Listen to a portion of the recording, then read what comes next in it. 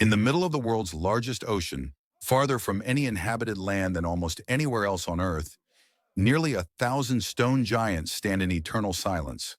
They are the Moai of Easter Island, and they are not monuments to triumph, but tombstones marking the grave of an entire civilization.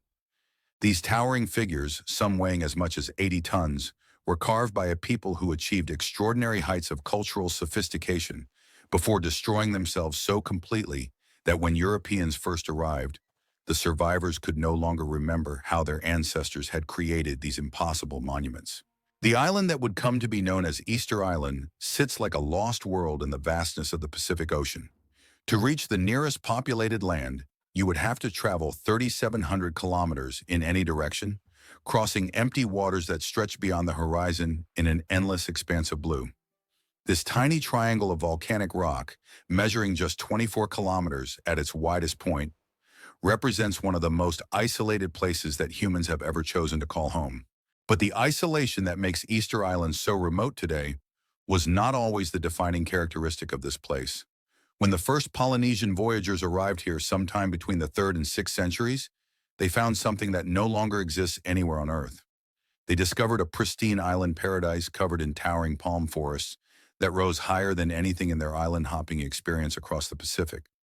These were not ordinary palm trees, but giants that could grow to heights of 25 meters, creating dense canopies that sheltered an ecosystem unlike anything that exists in Polynesia today.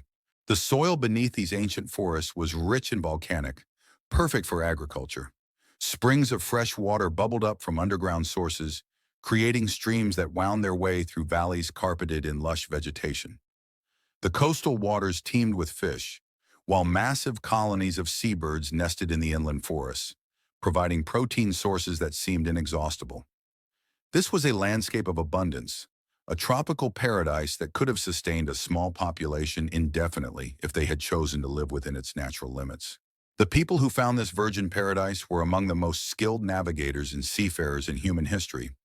The Polynesian voyagers who reached Easter Island had already accomplished what many consider the greatest feat of maritime exploration ever achieved.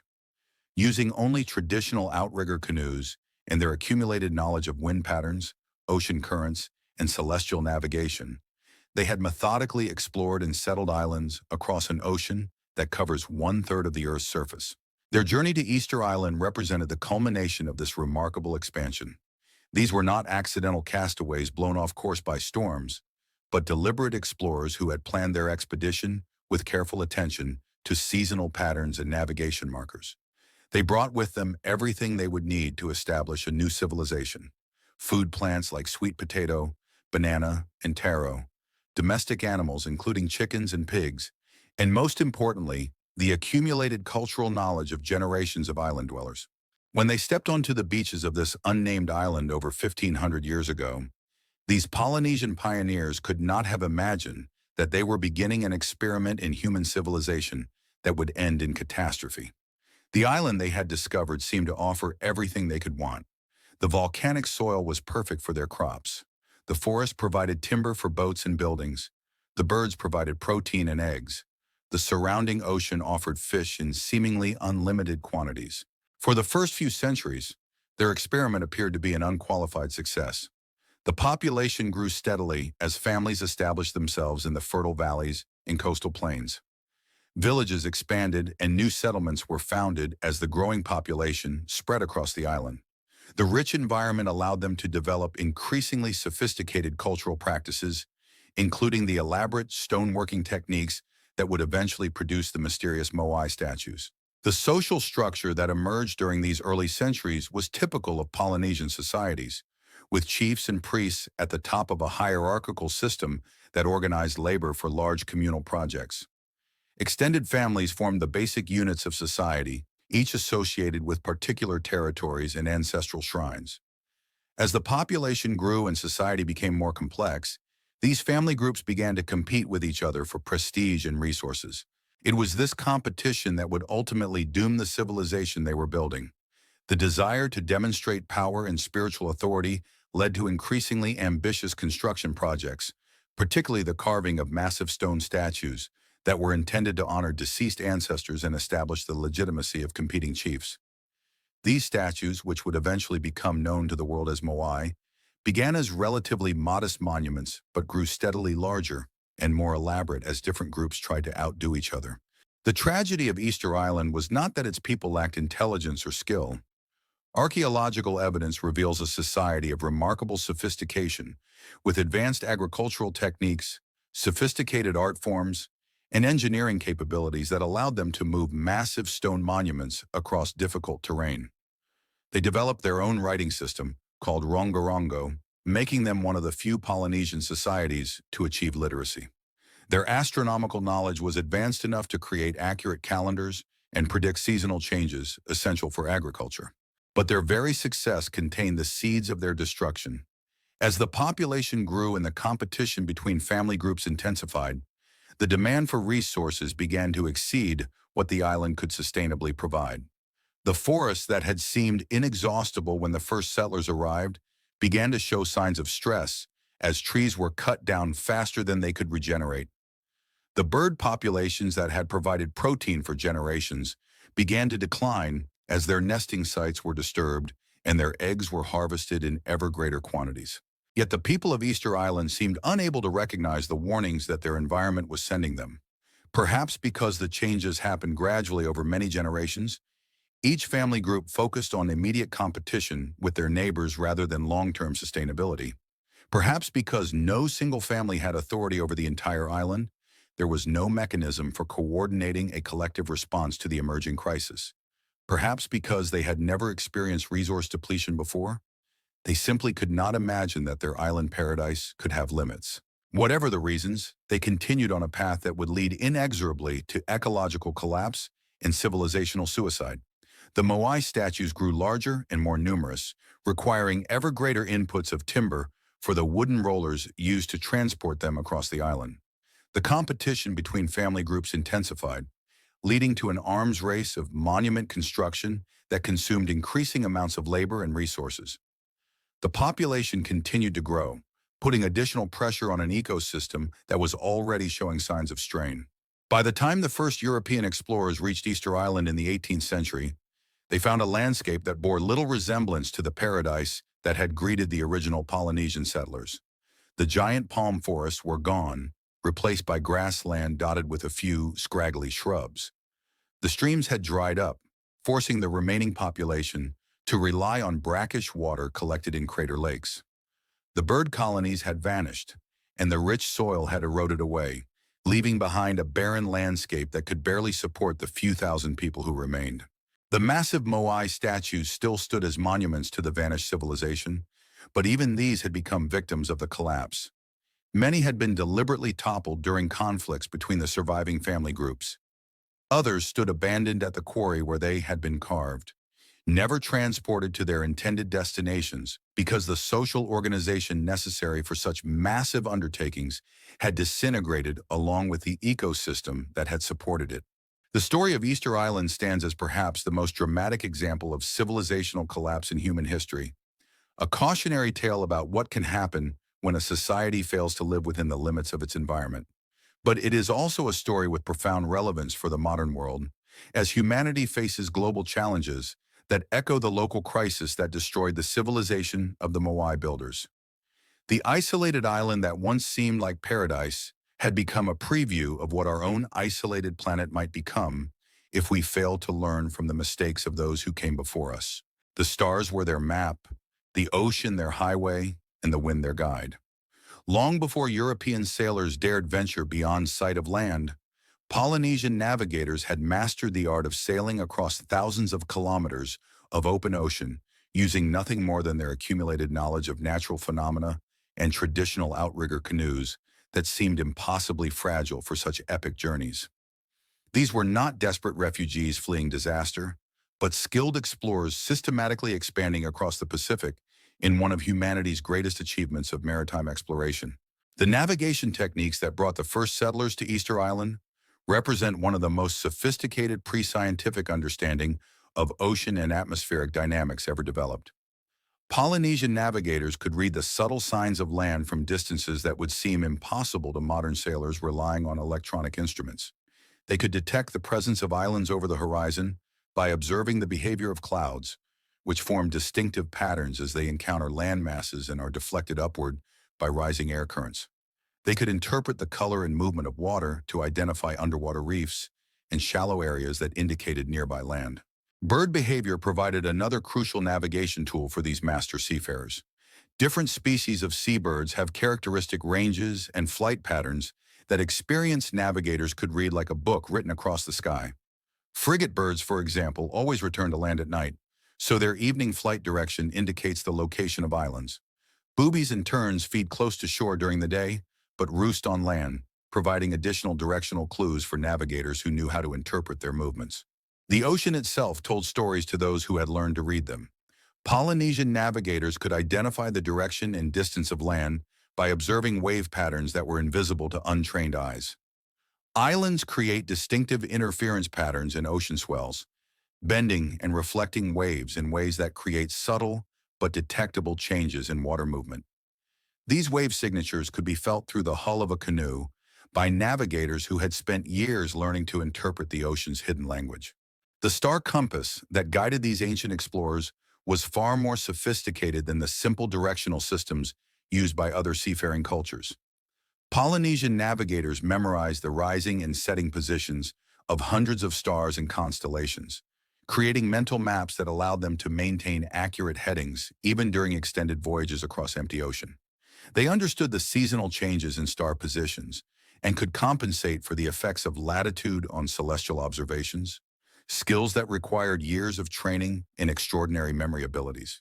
The canoes that carried these explorers across the Pacific were marvels of traditional engineering, designed through centuries of experience to provide maximum stability and speed while remaining light enough to be portaged across reefs and beaches. The double-hull design of traditional Polynesian voyaging canoes provided exceptional stability in rough seas, while the flexible lashing system allowed the vessel to flex with ocean swells rather than fighting against them. These boats could carry entire families along with all the supplies needed to establish new settlements, including livestock, food plants, and essential tools. The decision to undertake the journey to Easter Island was not made lightly or by chance. Archaeological evidence suggests that Polynesian explorers had already discovered and settled most of the habitable islands in the central and eastern Pacific by the time they reached Easter Island. They understood the risks involved in long-distance voyaging and would have planned their expedition carefully, timing their departure to take advantage of favorable wind and weather patterns. The supplies they brought with them reveal sophisticated understanding of what would be needed to establish a successful colony in an unknown environment. They carried breeding stock of pigs, dogs, and chickens, along with cuttings and seeds of essential food plants, including sweet potato, taro, breadfruit, coconut, and banana. They brought the tools and raw materials needed for immediate survival, including stone adzes, fishing equipment, and materials for building shelter and making fire. Most importantly, they brought with them the accumulated cultural knowledge of hundreds of generations of island dwellers. They understood how to establish agriculture in tropical soils, how to manage marine resources sustainably, how to organize labor for communal projects, and how to maintain social cohesion in small isolated communities. This cultural toolkit had enabled Polynesian societies to thrive across thousands of islands throughout the Pacific, adapting to local conditions while maintaining essential traditions and practices. When these skilled explorers first set foot on the beaches of Easter Island, they found an environment that exceeded their most optimistic expectations. The island was larger than many of the atolls and small volcanic islands they had encountered elsewhere in Polynesia, providing ample space for agricultural development and population growth. The volcanic soils were extraordinarily fertile, enriched by millennia of ash deposition and organic matter accumulation in the virgin forests. The palm forests that covered much of the island were unlike anything these experienced island settlers had encountered elsewhere in their Pacific wanderings. The endemic palm species that dominated the landscape could grow to enormous heights, creating dense canopies that supported complex ecosystems of birds, insects, and other wildlife. These giant palms provided not only timber for construction and canoe building, but also nuts that could be processed into food and oil for various uses. The bird populations that nested in these forests were extraordinary in both diversity and abundance. Millions of seabirds used Easter Island as a breeding ground, creating vast colonies that covered entire hillsides during nesting season. These birds provided protein in the form of meat and eggs, while their feathers were valuable for ceremonial purposes, and their bones could be fashioned into tools and fishing equipment. The quantities available seemed inexhaustible to the first settlers who came from smaller islands where such abundance was unknown. The coastal waters around Easter Island teemed with marine life that provided additional protein sources for the growing population. Fish populations that had never been exploited by humans were naive and easy to catch, while shellfish beds covered extensive areas of the shoreline. The isolation that would eventually doom the island also meant that its marine ecosystems were pristine and highly productive when the first settlers arrived. The freshwater resources available to these early colonists were abundant and reliable. Springs fed by underground aquifers provided constant flows of clean water, while seasonal rainfall filled natural basins and created temporary streams during wet periods. The dense forest cover helped maintain the hydrological cycle by capturing moisture from clouds and reducing evaporation, creating a self-sustaining system that seemed capable of supporting a much larger population than the few hundred people who had made the initial journey. The first permanent settlements were established in the most favorable locations, taking advantage of fresh water sources, fertile soil, and protected harbors. These early villages were small and scattered, reflecting both the abundant resources available across the island and the Polynesian tradition of dispersed settlement patterns that minimize conflict over territory. Extended families established themselves in different valleys and coastal areas, creating a network of related communities that maintained contact through kinship ties and shared cultural practices. The agricultural systems developed by these early settlers reflected their sophisticated understanding of tropical farming techniques adapted to the specific conditions they found on Easter Island. They established gardens in the most fertile areas, using traditional Polynesian cultivation methods that maximize productivity while maintaining soil health. Sweet potato became the staple crop, supplemented by taro in wet areas and bananas where conditions were suitable. The abundant organic matter available from the virgin forests provided rich compost that enhanced soil fertility. The success of these initial agricultural efforts supported steady population growth during the first centuries of settlement. Families were able to produce surpluses that freed some members from food production activities, allowing for the development of specialized crafts and increasingly elaborate cultural practices. The abundant resources meant that competition between family groups was minimal during this early period, creating conditions that favored cooperation and cultural development rather than conflict. The social organization that emerged during these early centuries followed traditional Polynesian patterns while adapting to the specific conditions found on Easter Island. Chiefs and priests held authority within extended family groups, organizing labor for communal projects and maintaining connections with ancestral spirits through elaborate ceremonies. The abundance of resources meant that social stratification was relatively mild compared to later periods, with status differences based more on age, skill, and spiritual authority than on control of scarce resources. Religious practices during this early period focused on maintaining harmony with the natural world and honoring the ancestors who had guided the voyagers to their new home. Sacred sites were established at prominent locations around the island, often associated with natural features like springs, distinctive rock formations, or elevated viewpoints. These sites became the focus of ceremonies that reinforced social bonds and transmitted cultural knowledge to younger generations. Yet even during this golden age of settlement and growth, the seeds of future problems were being planted. The very success of these early colonists created conditions that would eventually lead to catastrophic failure. Population growth meant increasing pressure on resources that had seemed unlimited when the first families arrived. The development of more complex social hierarchies created competitive pressures that would eventually drive communities toward unsustainable practices. The isolation that had protected the island's pristine ecosystems also meant that there were no safety valves when local resources became stressed. The first generations of Easter Islanders could not have predicted that their success in adapting to their new home would eventually create the conditions for ecological collapse and social disintegration. They were focused on immediate challenges of survival and community building, using proven techniques that had worked successfully throughout Polynesia. The idea that a tropical island could be stripped of its resources, or that a successful civilization could destroy itself through overexploitation would have seemed absurd to people whose entire cultural experience emphasized living in harmony with natural cycles. The cultural memory of these early centuries would persist in oral traditions long after the conditions that had made such prosperity possible were destroyed. Stories of abundance, harmony, and cultural achievement would be passed down through generations who knew only scarcity and conflict, preserving the memory of what the island had once been while serving as a constant reminder of what had been lost.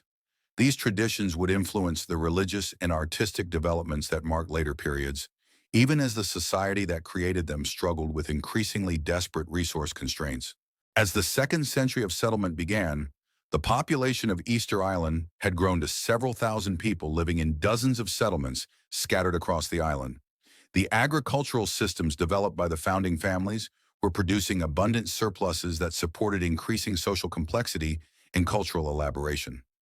The stage was set for the next phase of development, when the competition between family groups would drive innovations in monumental architecture that would eventually produce the mysterious Moai statues. But this cultural flowering would also mark the beginning of the end for the sustainable way of life that the original settlers had established in their island paradise. The first Moai emerged from the volcanic rock of Rano Raraku quarry like ancestral spirits awakening from stone dreams. These earliest statues were modest by the standards that would come later, standing perhaps 3 or 4 meters tall and carved with simple but dignified features that captured the essence of revered chiefs and spiritual leaders who had passed into the realm of the ancestors. They represented something entirely new in Polynesian culture, a departure from the small portable carvings and wooden sculptures that had characterized religious art throughout the Pacific Islands.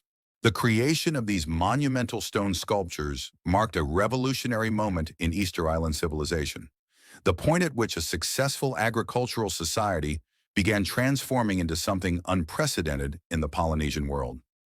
The decision to commit enormous resources to carving massive stone monuments represented both the supreme confidence of a thriving culture and the first signs of the competitive pressures that would eventually destroy that culture. The Moai were never simply art objects or religious symbols, but powerful statements of political authority and spiritual legitimacy that reflected the growing complexity and internal tensions of island society. The quarry at Rano Raraku, where these monuments were created, became the spiritual and artistic center of Easter Island civilization, a sacred landscape where master sculptors worked with apprentices to transform volcanic tuff into representations of ancestral power. The rock itself was perfectly suited for monumental carving, soft enough to be worked with stone tools but hard enough to create durable sculptures that could withstand centuries of weathering. The quarry provided an essentially unlimited supply of raw material, constrained only by the labor and resources needed to extract and shape it. The sculptors who worked at Rano Raraku developed techniques of extraordinary sophistication, creating monuments that demonstrate mastery of proportion, engineering, and artistic expression that rivals the achievements of any civilization. They understood how to work with the natural grain and structure of the volcanic rock, using its inherent weaknesses to facilitate carving while avoiding features that might create structural problems in the finished sculptures. Their tools were simple stone implements, but their knowledge of how to use them was highly refined through generations of accumulated experience. The artistic style that emerged in these early Moai reflects deep understanding of human anatomy, combined with deliberate stylization that emphasized the spiritual rather than purely physical characteristics of the subjects being portrayed. The elongated heads and prominent noses that characterize these sculptures were not attempts at realistic portraiture, but rather symbolic representations of spiritual authority and ancestral wisdom. The closed eyes and serene expressions conveyed the calm detachment of beings who had transcended ordinary human concerns and achieved unity with the eternal forces that governed island life.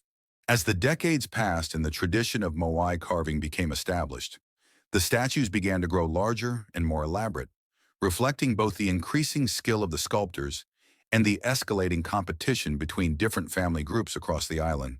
Chiefs who could commission larger and more impressive monuments gained prestige and spiritual authority that translated into real political power, creating incentives for ever more ambitious projects.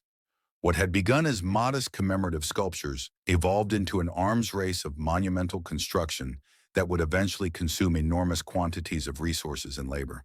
The transportation of these massive sculptures from the quarry to their final destinations around the island's perimeter became one of the most remarkable logistical achievements in human history.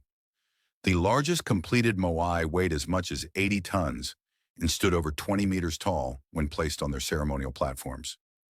Moving such massive objects across difficult terrain using only traditional technology required sophisticated engineering knowledge and unprecedented levels of social organization and cooperation.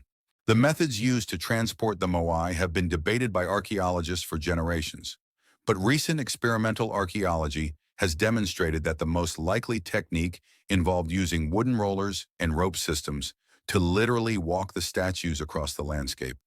Teams of workers would rock the statues forward on their bases, while others guided them with ropes, allowing them to move in a carefully controlled manner that resembled walking.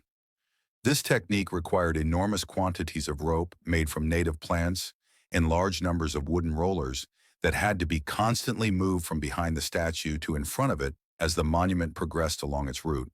The platforms, or ahu, where the completed Moai were finally erected, represent another remarkable achievement of Easter Island engineering and artistic vision.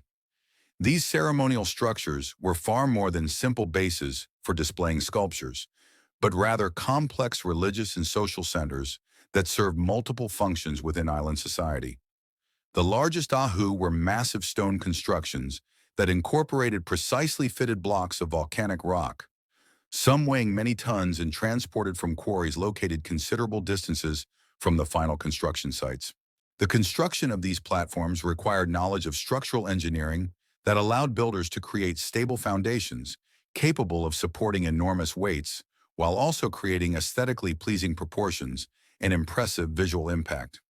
The largest ahu stretched for more than 100 meters and incorporated multiple moai, along with elaborate stonework that included ramps, retaining walls, and ceremonial chambers.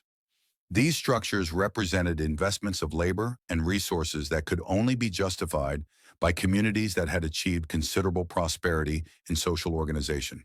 The religious significance of the Moai and their associated ahu extended far beyond simple ancestor worship to encompass complex beliefs about the relationship between the living and the dead, the natural and supernatural worlds, and the past and future of island society.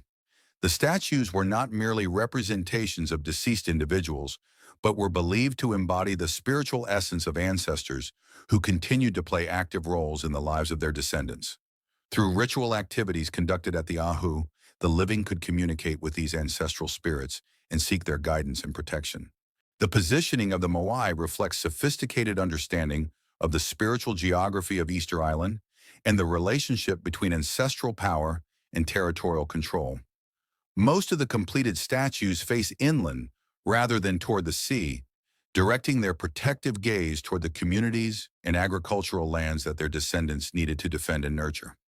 This orientation suggests that the primary function of the Moai was not to welcome visitors from the ocean, but to guard and bless the island's interior regions where the daily life of the community unfolded.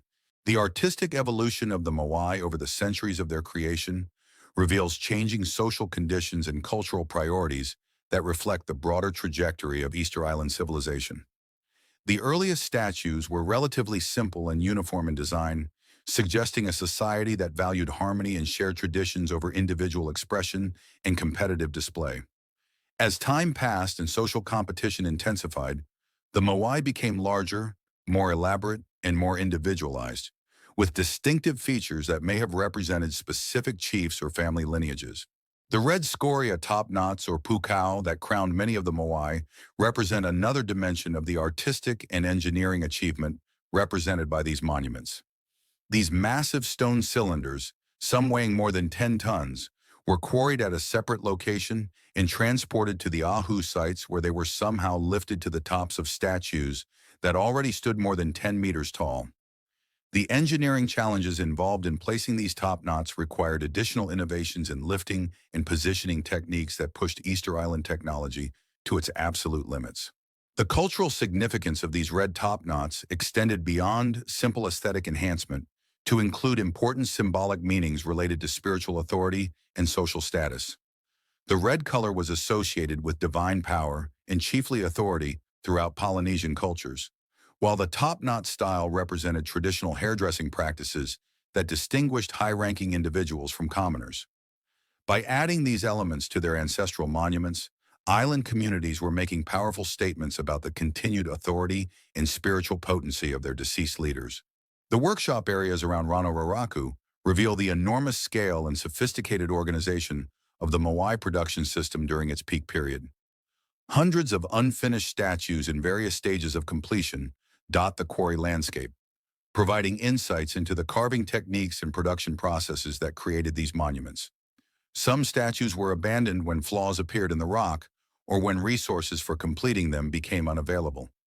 Others were completed but never transported to their intended destinations, remaining at the quarry as permanent testimony to the industrial scale of monument production. The social organization required to sustain this level of monumental construction represents one of the most impressive achievements of Easter Island civilization. The quarry operations required teams of skilled sculptors working under master craftsmen who could coordinate complex projects spanning multiple years. Transportation efforts demanded the mobilization of hundreds of workers, along with enormous quantities of rope, wooden rollers, and food supplies to sustain the teams during lengthy moving operations. Platform construction required additional specialists in stoneworking and engineering who could create the foundations needed to support the completed monuments. The resource requirements for this monumental construction program were staggering and would eventually contribute to the ecological crisis that destroyed Easter Island civilization. Each large moai required years of intensive labor by skilled craftsmen who had to be fed and supplied while they worked. Transportation operations consumed vast quantities of wood for rollers and rope made from native plants that had to be harvested in enormous quantities. Platform construction required stone that had to be quarried and shaped, along with additional wood for moving equipment and construction scaffolding. The competitive dynamics that drove the escalation of Moai construction created a positive feedback loop that became increasingly difficult to control as social prestige became tied to the size and number of monuments that family groups could produce. Chiefs who failed to commission impressive monuments lost political authority to rivals who could demonstrate their spiritual connections through more elaborate displays. This created pressure for larger and more numerous statues that eventually exceeded the sustainable capacity of island resources to support such ambitious projects. The peak period of Moai construction, roughly from 1200 to 1500 CE, represents both the artistic and cultural culmination of Easter Island civilization and the beginning of the ecological and social crisis that would ultimately destroy it.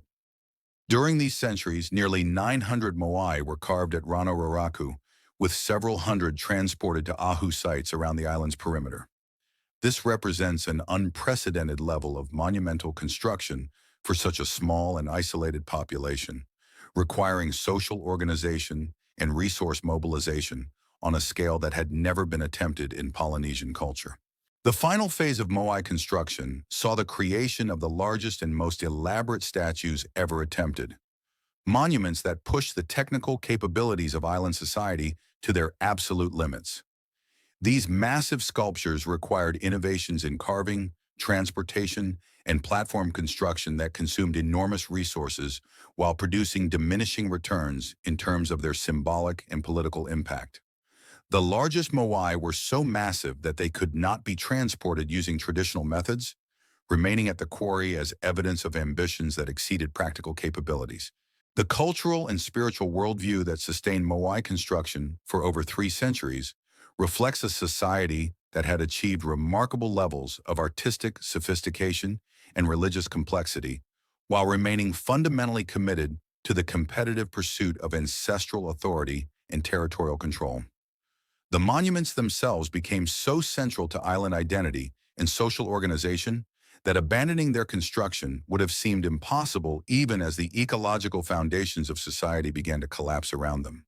The legacy of the Moai construction period extends far beyond the physical monuments themselves to include the social institutions, artistic traditions, and cultural values that sustain this remarkable achievement.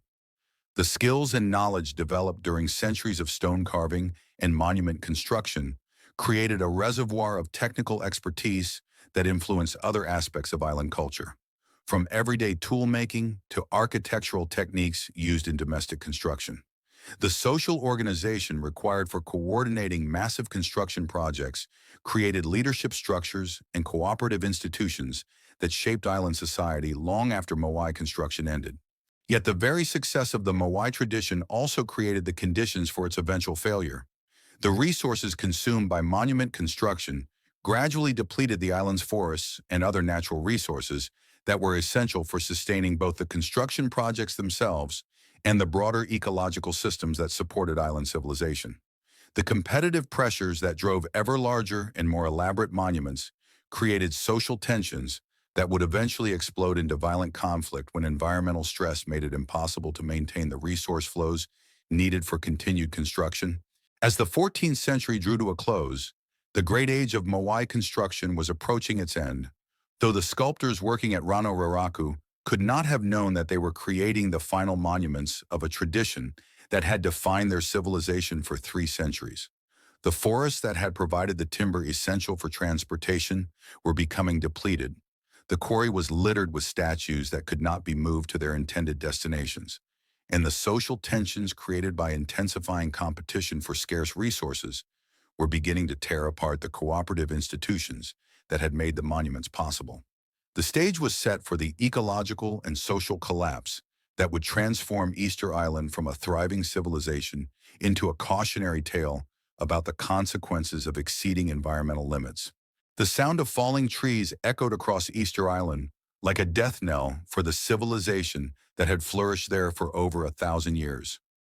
In valleys that had once resonated with the songs of millions of nesting seabirds, there was now only the crash of ancient palms hitting the ground and the shouts of work crews dragging massive logs toward the quarry at Rano Raraku.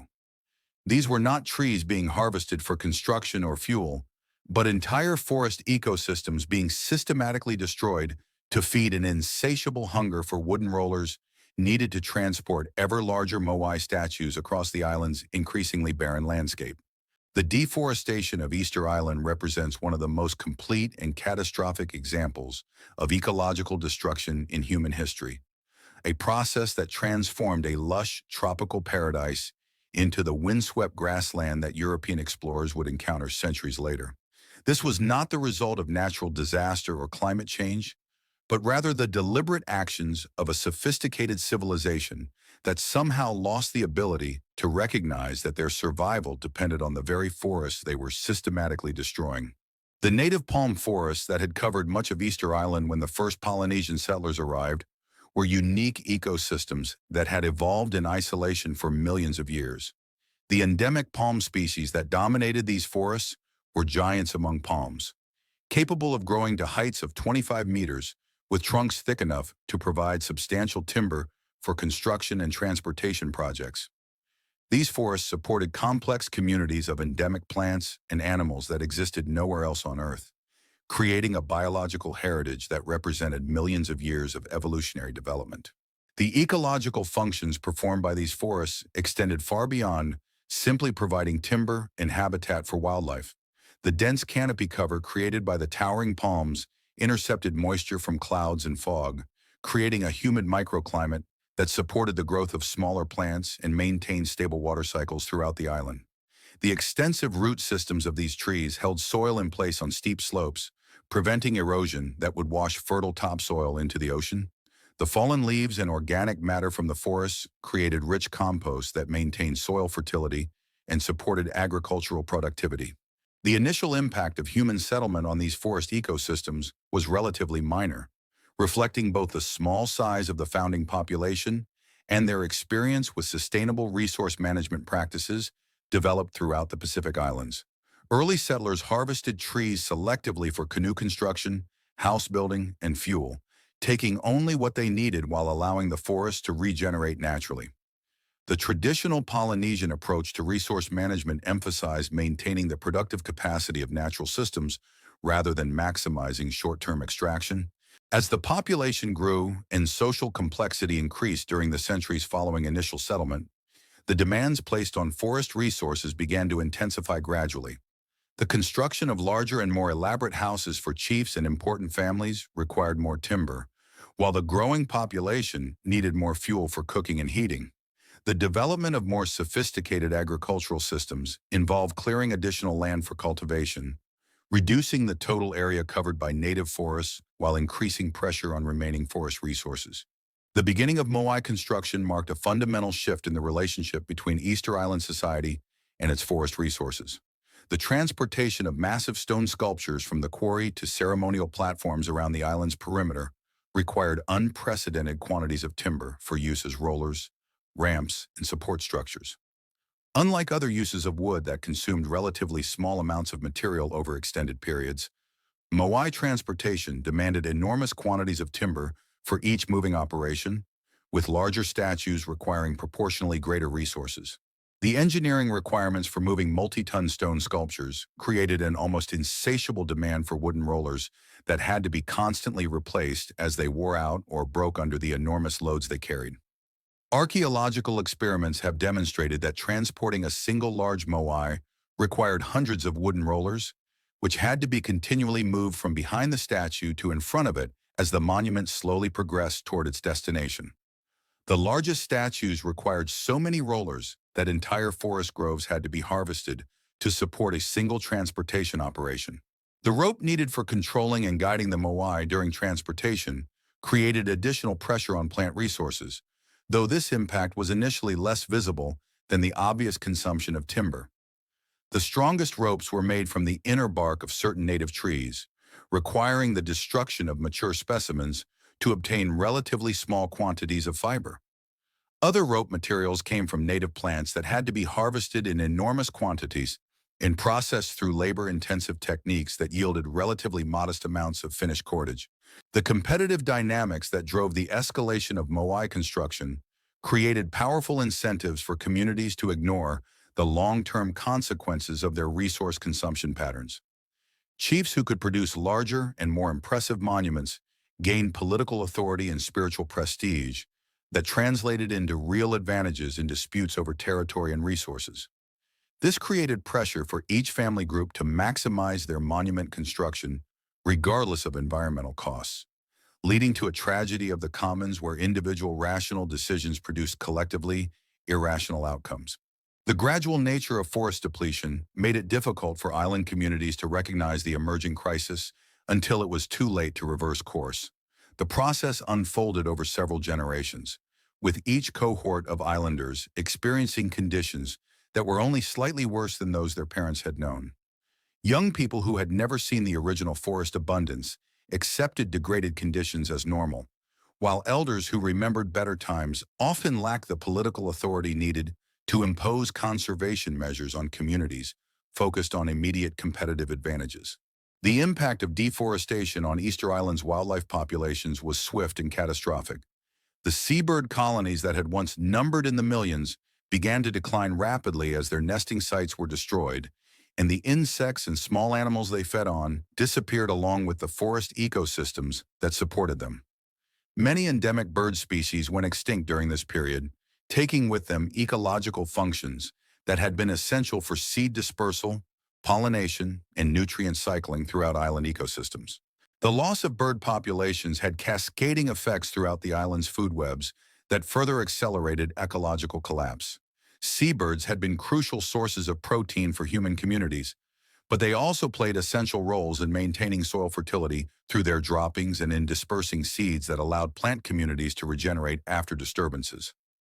Without these ecological services, the remaining fragments of native vegetation began to decline even in areas that had not been directly impacted by human activities.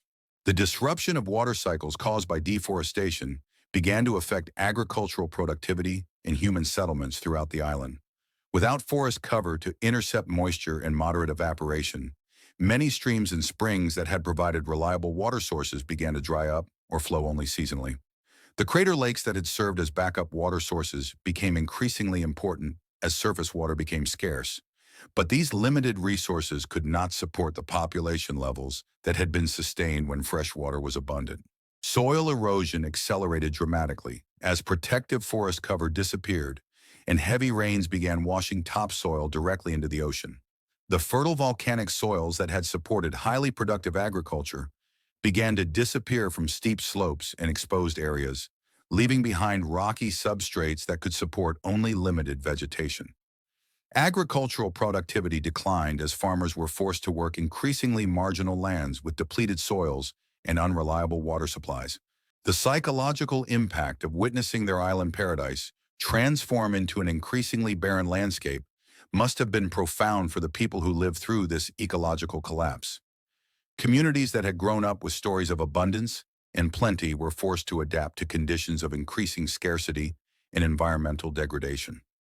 The cultural traditions and religious practices that had sustained island society for generations were based on assumptions about environmental stability and resource availability that were no longer valid. The social consequences of ecological degradation began to manifest as competition for scarce resources intensified throughout island society. Families and communities that had previously cooperated on large construction projects began to focus more narrowly on protecting their own immediate interests as the surpluses that had made such cooperation possible disappeared. The elaborate social hierarchies that had characterized Easter Island society during its prosperous periods began to break down as chiefs lost their ability to organize labor and redistribute resources. The final phase of Moai construction occurred against this backdrop of accelerating ecological and social crisis, creating a surreal situation where communities continued investing enormous resources in monument construction even as the environmental foundations of their society collapsed around them. The largest and most elaborate statues were carved during this period, suggesting that competitive pressures actually intensified as conditions deteriorated and each group became more desperate to assert their claims to territory and authority. The abandonment of Moai transportation marked the effective end of the classical Easter Island civilization that had flourished for over a millennium. Hundreds of completed statues remained at the Rana quarry, never to be moved to their intended destinations because the forests that would have provided transportation materials no longer existed. These monuments became monuments to the failure of a society that had achieved remarkable cultural and artistic heights, but had ultimately proven unable to live sustainably within the limits of its environment. The few remaining patches of native vegetation that survived the period of intensive deforestation were largely eliminated by the introduced animals that had been brought to the island by the original settlers. Pigs, dogs, and chickens, along with rats that had arrived as stowaways on the original settlement canoes, found themselves in an ecosystem that lacked the natural predators and competitors that would have controlled their populations elsewhere. These introduced species browsed, rooted, and nested their way through the remnants of native plant communities that had already been weakened by human impacts.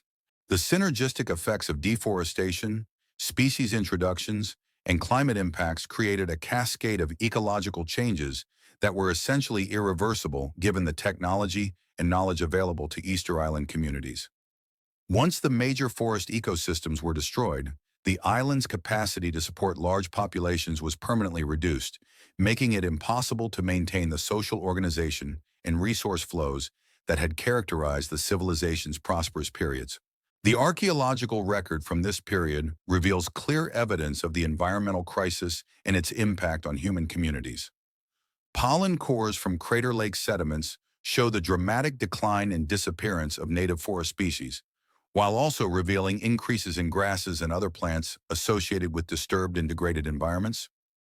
Middens and other archaeological deposits show changes in diet and subsistence practices as communities were forced to rely increasingly on marginal food sources and intensive cultivation techniques. The timing of ecological collapse varied somewhat across different parts of the island, reflecting local differences in topography, soil quality, and resource management practices. Some valleys and protected areas maintained patches of native vegetation longer than exposed upland areas, creating temporary refugia that supported small populations of native species and provided limited resources for human communities. However, these remaining pockets of environmental stability were insufficient to sustain island-wide recovery or prevent the broader pattern of civilizational decline. The knowledge and cultural practices that had sustained Easter Island society for centuries began to be lost as the social institutions that preserved and transmitted them broke down under environmental stress. Master craftsmen who had spent decades learning complex carving and construction techniques found themselves without apprentices as young people were forced to focus on immediate survival rather than long-term skill development. Religious ceremonies and cultural festivals that had maintained community cohesion became impossible to sustain as the resources needed to support them disappeared. The realization that their traditional way of life was no longer sustainable must have created profound psychological trauma for Easter Island communities who had no previous experience with environmental collapse or resource depletion. Their cultural worldview and religious beliefs were based on assumptions about the permanence and reliability of natural systems that were being contradicted by daily experience of environmental degradation and resource scarcity. Some communities may have attempted to develop conservation practices or alternative resource management strategies that could have slowed or reversed the ecological decline, but any such efforts were apparently unsuccessful or came too late to prevent the broader collapse. The competitive pressures that had driven the original overexploitation of resources may have made it impossible to achieve the cooperation and collective action that would have been necessary for effective conservation measures. The ecological crisis that destroyed Easter Island's forests and transformed its landscape was not simply an environmental disaster, but rather the foundation for the social and cultural catastrophe that would follow.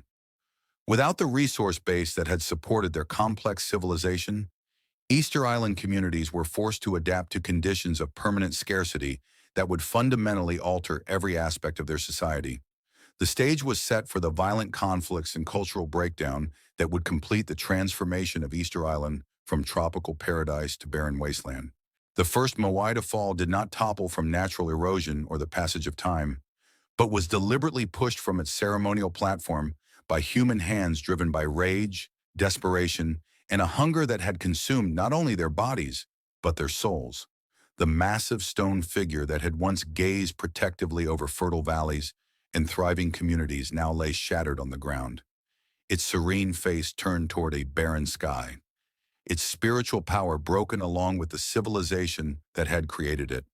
This was not an act of vandalism or casual destruction, but a deliberate assault on the very foundations of Easter Island society, marking the beginning of a period of violence and social collapse that would reduce one of humanity's most remarkable civilizations to scattered bands of survivors practicing cannibalism among the ruins of their former greatness. The environmental crisis that had stripped Easter Island of its forests and degraded its agricultural systems created conditions of resource scarcity that made traditional social arrangements impossible to maintain.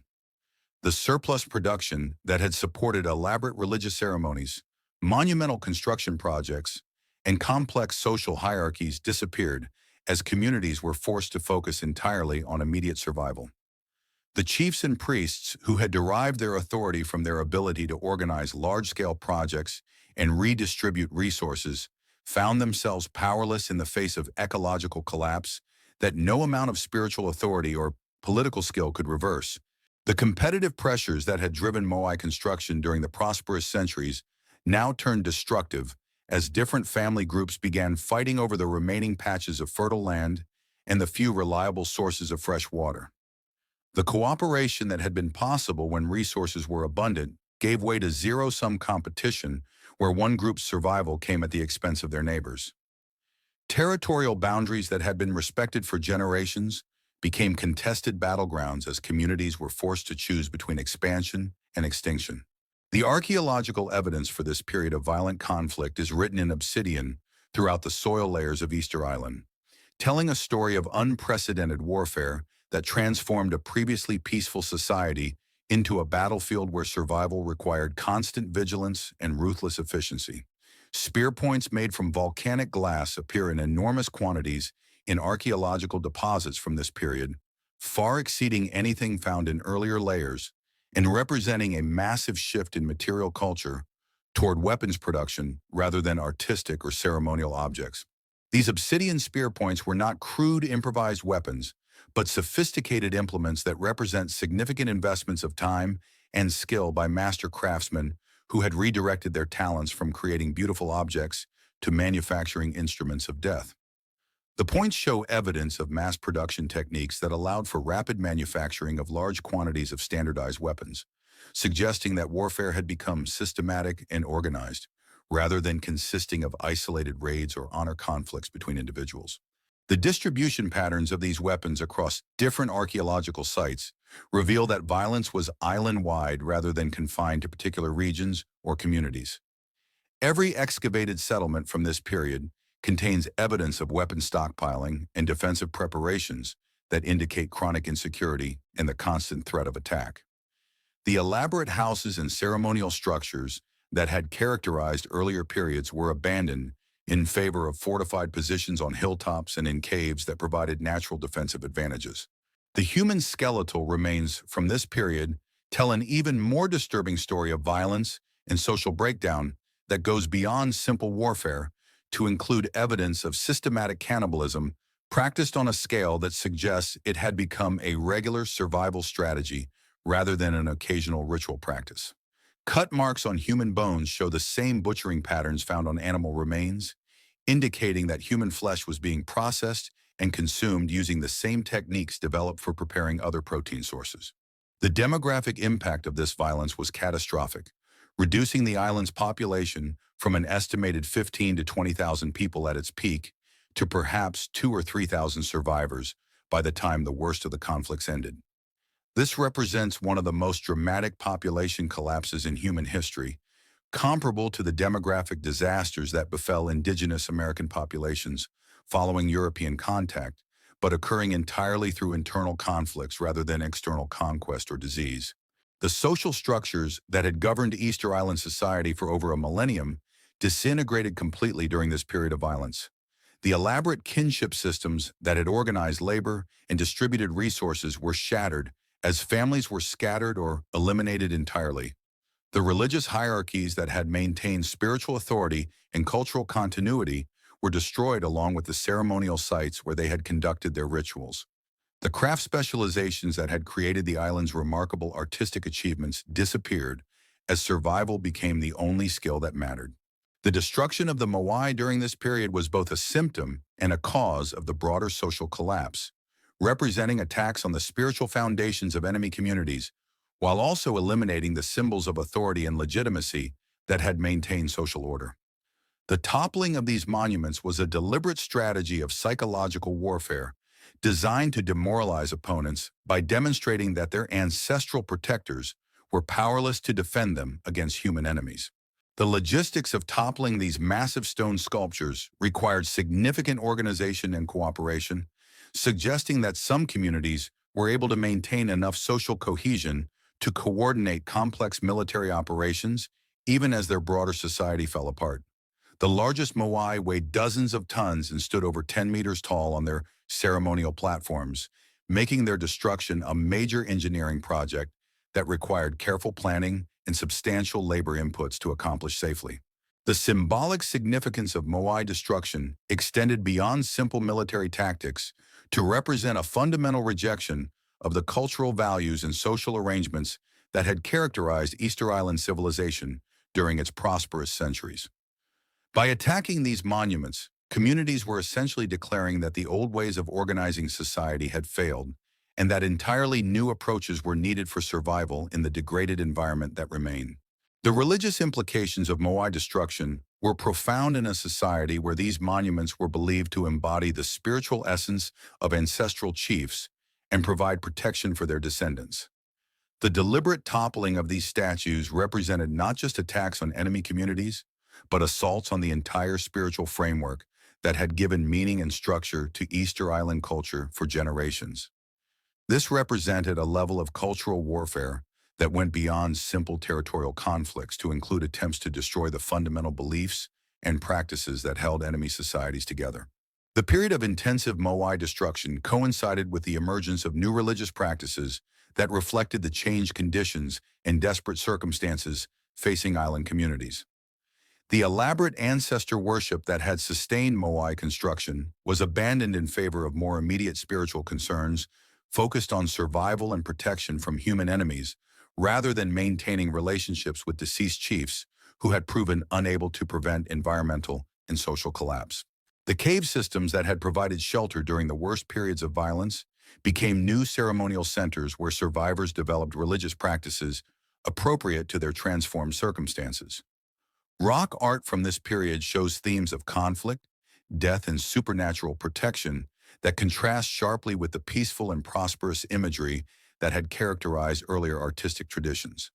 These cave sanctuaries became repositories for cultural knowledge and religious practices that would survive the collapse of surface communities. The economic systems that had sustained Easter Island society were completely disrupted by the violence and social breakdown of this period. The specialized craft production that had created elaborate artifacts for trade and ceremonial purposes was abandoned as artisans were forced to focus on producing weapons and basic survival tools. The agricultural systems that had supported large populations were damaged by warfare and neglect, with many productive areas abandoned as communities retreated to defensive positions. The collapse of trade networks between different parts of the island meant that communities could no longer access resources that were not available in their immediate territories. Groups that had specialized in particular types of production were forced to become self-sufficient or face elimination, leading to further economic inefficiency and reduced overall productivity. The division of labor that had characterized complex society was replaced by generalized survival strategies that were less efficient but more flexible in the face of constant threat. The psychological trauma inflicted by this period of violence and cannibalism had lasting effects on the survivors that influenced Easter Island culture for generations. Communities that had experienced such extreme breakdown of social norms developed cultural practices and belief systems that reflected deep mistrust and fear of other groups. The oral traditions that emerged from this period emphasized themes of betrayal, violence, and survival that would influence storytelling and cultural memory long after the immediate crisis had passed. The environmental degradation that had triggered the initial crisis continued to worsen during the period of violence as warfare disrupted the few conservation practices that might have allowed for ecological recovery. Agricultural terraces and irrigation systems were destroyed during raids, while the remaining patches of native vegetation were further damaged by refugees seeking shelter and resources in previously protected areas. The combination of human violence and ongoing environmental decline created a downward spiral that seemed impossible to escape. The few written accounts from later periods describe landscapes littered with human bones and toppled monuments that served as constant reminders of the catastrophe that had befallen island society. European visitors centuries later would find these bone fields still visible across much of the island, providing mute testimony to the scale of violence that had characterized this period of collapse. The psychological impact of living surrounded by such evidence of societal failure must have been profound for the survivors. The end of the most intensive period of warfare came not through negotiated peace or victory by any particular faction, but through simple exhaustion as the remaining population became too small and scattered to sustain organized conflict. The communities that survived were those that had been most successful at finding defensible positions and maintaining enough internal cooperation to function as viable social units. But even these survivors represented only a tiny fraction of the population that had existed before the collapse began. The cultural knowledge that was lost during this period of violence represents one of the greatest intellectual catastrophes in human history. Generations of accumulated wisdom about stone carving, monument construction, navigation, agriculture, and social organization disappeared as the specialists who possessed this knowledge were killed or died without passing their skills to apprentices. The artistic traditions that had created some of humanity's most impressive monumental sculpture were reduced to folk memories that provided little practical guidance for communities struggling with basic survival. The transformation of Easter Island from peaceful paradise to violent wasteland represents one of the most dramatic examples of civilizational collapse in human history, demonstrating how quickly even sophisticated societies can disintegrate when environmental degradation destroys the resource base that sustains social cooperation and cultural achievement.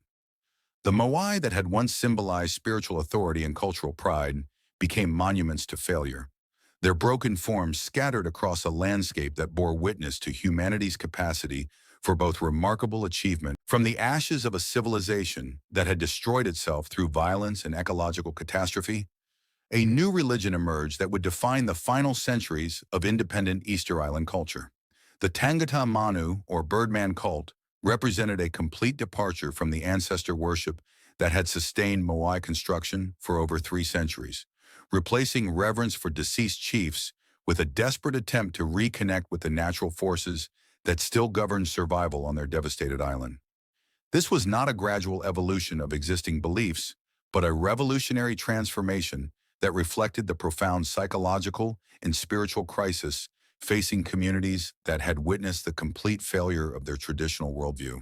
The ceremonial center of this new religion was established at Orongo, a village perched dramatically on the rim of Ranokau crater at the southwestern tip of Easter Island. This location was strategically chosen for its commanding view of 3 small offshore islets where sooty terns came to nest each spring, creating the focus for annual competitions that would determine political leadership and spiritual authority in the transformed society. The choice of this remote and windswept location reflected both the practical requirements of the new ceremony and the symbolic rejection of the inland sites where Moai worship had been practiced. The stone houses at Orongo were unlike anything built elsewhere on Easter Island, constructed with thick walls and low doorways that could be sealed against the fierce winds that swept across the exposed crater rim. These structures were built specifically to house the participants in the annual Birdman ceremony, creating a temporary community that existed solely for the purposes of conducting this elaborate ritual competition. The architecture itself reflected the changed priorities of Easter Island society, emphasizing functionality and durability over the aesthetic considerations that had characterized earlier construction projects. The spiritual geography of the Birdman cult centered on the relationship between the ceremonial village at Orongo and the offshore islets of Motu Nui, Motu Iti, and Motu Kau, where the sooty terns nested each year. These small rocky outcrops, separated from the main island by treacherous waters and strong currents, became the most sacred sites in the new religious system. The dangerous journey to these islets was not simply a physical challenge, but a spiritual ordeal that connected participants with natural forces that were seen as more reliable and powerful than the ancestral spirits that had failed to protect their descendants. The annual competition that determined the Tangata Manu began with the arrival of the sooty terns at their nesting sites, an event that marked the beginning of spring and the renewal of natural cycles that had continued despite the human catastrophe that had befallen the island. Representatives of different family groups or remaining political factions would sponsor young men called hopu, who would attempt to swim to Motu Nui, collect the first sooty tern egg of the season, and return to Orongo to present it to their sponsor. The successful sponsor would become the Tangata Manu for the following year, wielding political authority that combined practical leadership with spiritual legitimacy. The physical challenges involved in this competition were extraordinary and frequently fatal, reflecting both the desperate circumstances that had created the need for new forms of political legitimacy and the limited options available to communities that had lost most of their traditional sources of authority. The swim to Motu Nui required crossing dangerous waters on small reed floats called pora, navigating strong currents and sharp rocks while carrying supplies for an extended stay on the barren islet. Competitors often had to wait for weeks on the rocky outcrops until the terns laid their eggs, surviving on limited food and water while exposed to harsh weather conditions. The symbolism of the Birdman cult reflected profound changes in how Easter Island communities understood their relationship with the natural world and their place within cosmic order. Birds had always been important in Polynesian culture, but the elevation of the sooty tern to supreme spiritual significance represented recognition that survival now depended on adapting to natural cycles rather than attempting to control or manipulate them through human intervention. The egg that served as the central trophy of the competition symbolized fertility, renewal, and the possibility of regeneration even in the aftermath of catastrophic collapse. The rock art created during the Birdman period provides visual evidence of the religious and cultural transformation that had occurred following the Moai era. Hundreds of petroglyphs depicting human figures with bird heads cover the rocks at Orongo and other sites associated with the cult, representing a completely different artistic vocabulary from the monumental sculpture that had characterized earlier periods. These images show influences from throughout Polynesia, while also reflecting the specific environmental and social conditions that had shaped the development of the Birdman religion on Easter Island. The iconography of these petroglyphs includes recurring motifs that reveal the complex symbolism underlying birdman worship. Human figures are shown with bird heads and wings, suggesting shamanic transformation and the ability to move between earthly and spiritual realms. Spirals and other geometric patterns may represent the cyclical nature of time and the seasonal rhythms that govern both bird behavior and human survival. The frequent depiction of eggs and nesting birds emphasizes fertility and regeneration as central concerns of communities struggling to rebuild after demographic collapse. The political system that emerged around the Birdman cult represented an attempt to create stable leadership structures that could function effectively in the resource-poor environment that remained after ecological collapse. Unlike the hereditary chieftainship that had characterized earlier periods, the Tangata Manu was chosen through competition that theoretically gave every family group an opportunity to achieve political dominance. This represented a more egalitarian approach to leadership selection that may have been necessary in communities where traditional hierarchies had been destroyed by violence and social upheaval. The authority exercised by the Tangata Manu was both more limited and more absolute than that of traditional chiefs, reflecting the changed circumstances and reduced options available to Easter Island communities during this period. The Birdman could make decisions about resource allocation and conflict resolution, but the resources available for redistribution were minimal compared to the surplus production that had sustained earlier political systems. At the same time, the spiritual legitimacy derived from success in the dangerous competition gave the Tangata Manu authority that was difficult to challenge through conventional political means. The annual cycle of Birdman competitions created a rhythm of social organization that helped maintain community cohesion despite the traumatic experiences and reduced circumstances that characterized post-collapse Easter Island society. The preparation for each year's competition required cooperation between family groups that might otherwise have remained isolated and suspicious of each other. The ceremony itself provided opportunities for social interaction, cultural exchange, and collective identity formation that helped maintain connections between scattered communities. The religious practices associated with the Birdman cult included elements that were designed to heal the psychological trauma inflicted by the period of violence and cannibalism that had preceded the establishment of the new system.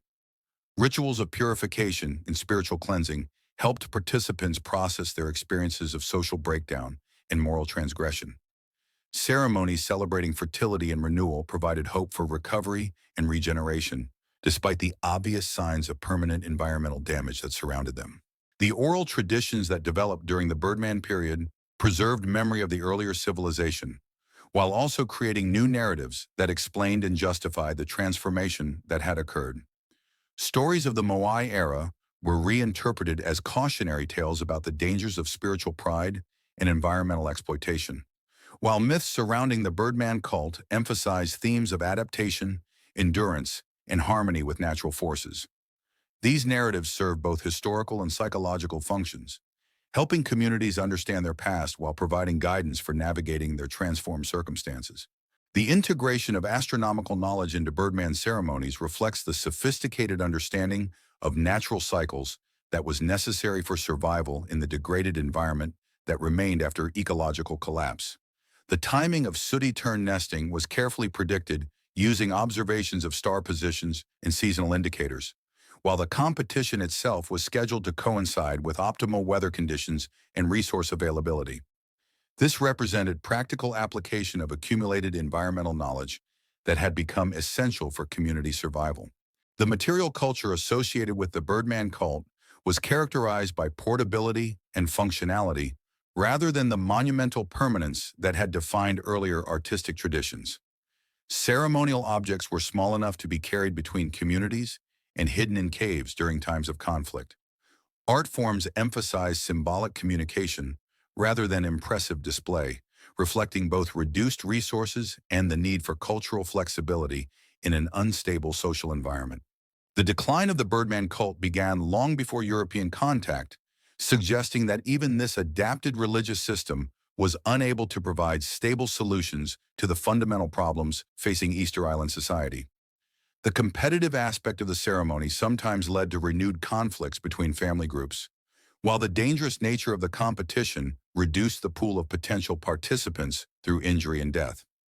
The symbolic emphasis on natural cycles and environmental adaptation could not overcome the reality that the island's carrying capacity had been permanently reduced by ecological destruction. The final Birdman competitions were held in an atmosphere of increasing desperation as external pressures began to compound the internal challenges that had already weakened Easter Island society. Slave raids by Peruvian ships decimated the population and removed many of the cultural specialists who had maintained traditional knowledge. European diseases spread through communities that had no immunity to Old World pathogens. The introduction of new religious ideas by Christian missionaries challenged the fundamental assumptions underlying Birdman worship. The transformation from Moai worship to Birdman cult represents one of the most dramatic religious revolutions in human history, demonstrating both the flexibility and limitations of human cultural adaptation in the face of environmental and social crisis. The speed and completeness of this transformation shows how quickly fundamental beliefs and practices can change when existing systems prove inadequate for addressing new challenges. At the same time, the ultimate failure of the Birdman system to restore Easter Island society to its former prosperity illustrates the difficulty of cultural solutions to problems that have deep environmental and demographic roots.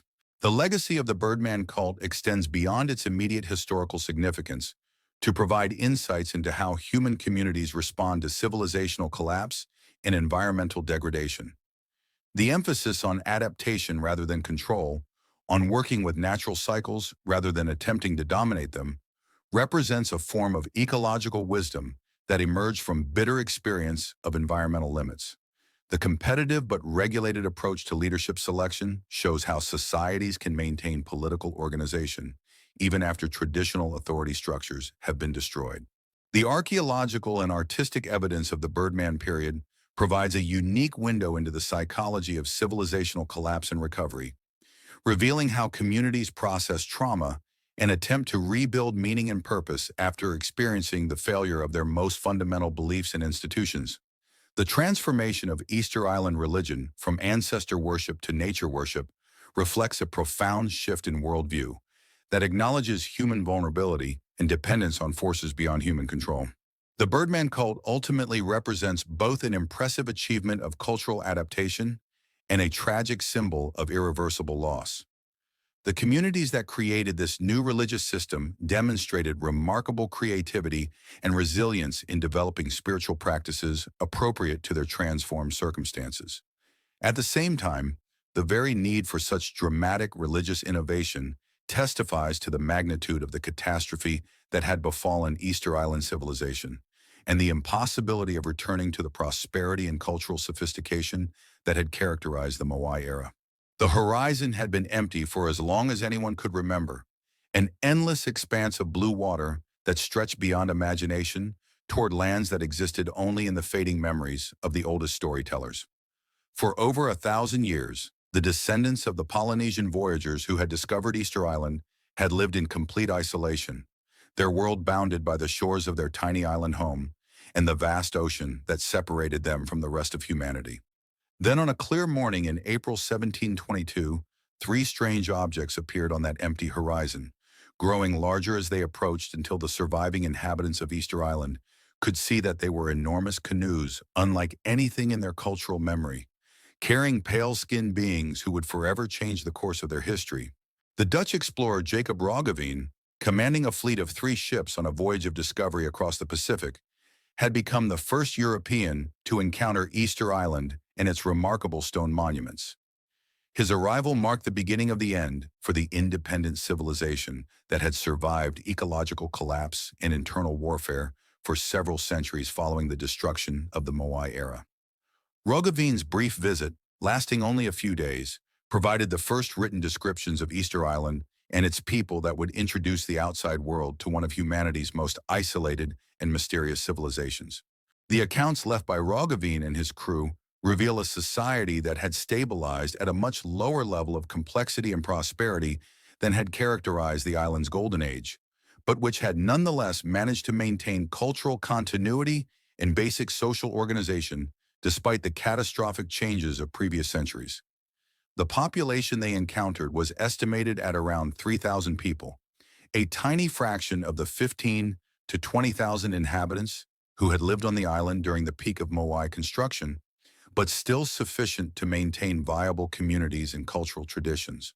The physical appearance of the islanders surprised the Dutch visitors, who noted significant variations in skin color and body type that suggested the population represented a mixture of different ethnic groups. Some islanders were described as having relatively light skin and European-like features, while others appeared more typically Polynesian in their physical characteristics.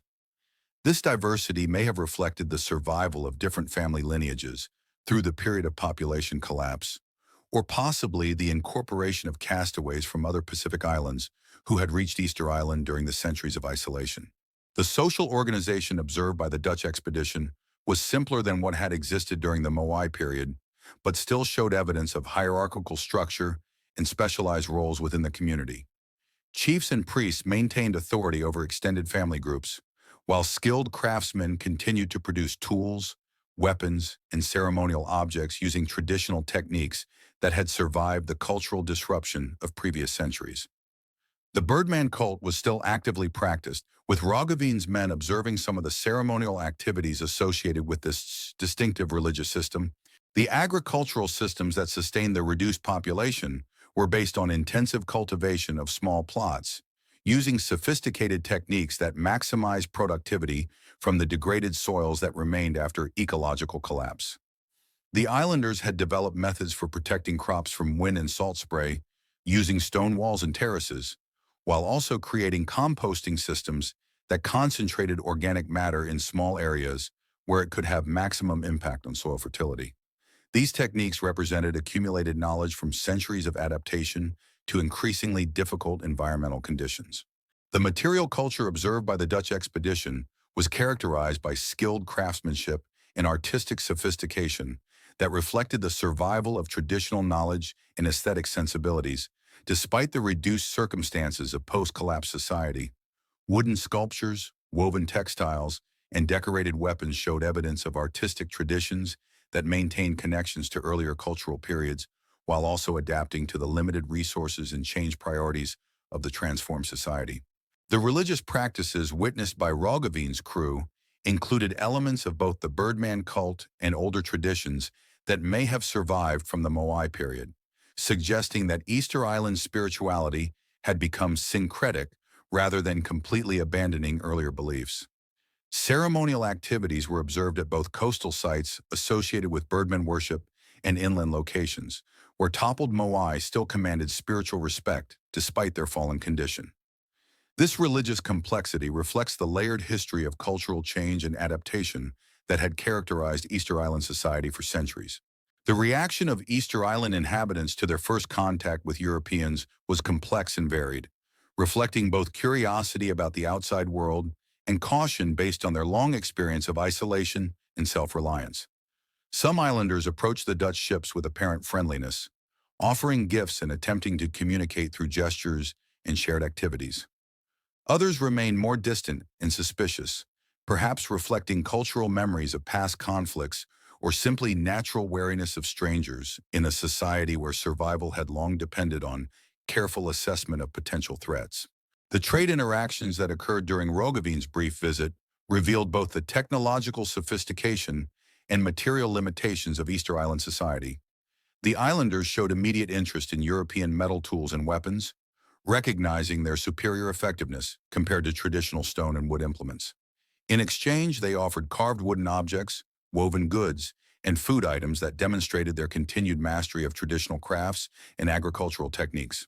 The demographic observations made by the Dutch expedition provided the first external assessment of the population decline that had resulted from ecological collapse and internal warfare. The relatively small number of inhabitants, the absence of large settlements, and the obvious signs of environmental degradation created an impression of a society that had seen better days but had managed to achieve some measure of stability within its reduced circumstances. The visitors noted the presence of children and evidence of ongoing cultural transmission, suggesting that the population was maintaining itself despite its reduced numbers. The technological assessments made by European observers revealed a society that had maintained sophisticated knowledge in some areas while losing capabilities in others. The islanders demonstrated continued mastery of traditional Polynesian skills like canoe construction, fishing, and textile production, but they had apparently lost the engineering knowledge and social organization necessary for large-scale construction projects like Moai transportation and platform building.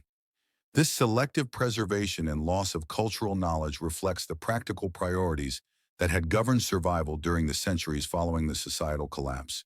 The linguistic observations made during first contact provided evidence that Easter Island speech had remained recognizably Polynesian despite centuries of isolation, though it had developed distinctive characteristics that reflected both internal evolution and possible influences from contact with other Pacific populations. The ability of some islanders to communicate basic concepts through gestures and simple vocabulary suggested that their language maintained connections to broader Polynesian linguistic patterns, while also developing unique features adapted to their specific cultural and environmental circumstances. The brief duration of Roggeveen's visit meant that European understanding of Easter Island society remained superficial and often inaccurate, based on limited observations and filtered through cultural assumptions that prevented accurate interpretation of what the visitors were seeing. The Dutch observers interpreted the toppled Moai and signs of environmental degradation as evidence of a naturally impoverished environment, rather than recognizing them as symptoms of past ecological and social crisis. This misunderstanding would influence European perceptions of Easter Island for generations and contribute to policies that further damage island society. The departure of the Dutch expedition left Easter Island inhabitants with their first direct knowledge of the existence of other peoples and technologies beyond their island home, fundamentally altering their understanding of their place in the world, even though immediate practical impacts were minimal. The brief contact had demonstrated that their isolation was not absolute, and that powerful outsiders with superior technology existed somewhere beyond the horizon. This knowledge would influence subsequent cultural development and political decisions as island communities struggled to understand the implications of their new awareness of the outside world. The period between Roggeveen's departure and the next documented European contact represented the final phase of independent Easter Island civilization, a time when traditional cultural patterns continued to function but were increasingly influenced by awareness of external possibilities and threats. The knowledge that technologically superior outsiders existed somewhere beyond the ocean created new sources of uncertainty and speculation that may have influenced religious beliefs, political arrangements, and social priorities in ways that are difficult to document but were probably significant. The Spanish expedition led by Felipe González de Ajedo that visited Easter Island in 1770 found a society that had changed little in the decades since Dutch contact, but was perhaps more prepared for interaction with European visitors. The Spanish observers made more detailed records of island society and attempted more systematic efforts to understand local customs and beliefs, providing additional evidence about the cultural adaptations that had enabled survival following civilizational collapse. The British expedition commanded by James Cook that reached Easter Island in 1774 encountered a population that showed increasing signs of stress and disruption, possibly reflecting both internal problems and the destabilizing effects of sporadic European contact. Cook's detailed observations revealed a society that was struggling to maintain traditional patterns while also adapting to new challenges created by awareness of the outside world and occasional visits by technologically superior strangers. The cumulative impact of these early European contacts was to introduce Easter Island society to global networks of trade, disease, and cultural exchange that would ultimately destroy the isolation that had protected the island's distinctive civilization for over a millennium. Each successive visit brought new technologies, ideas, and biological influences that disrupted traditional patterns and created pressures for change that exceeded the adaptive capacity of a society that had already survived one catastrophic collapse and was operating close to the limits of environmental sustainability.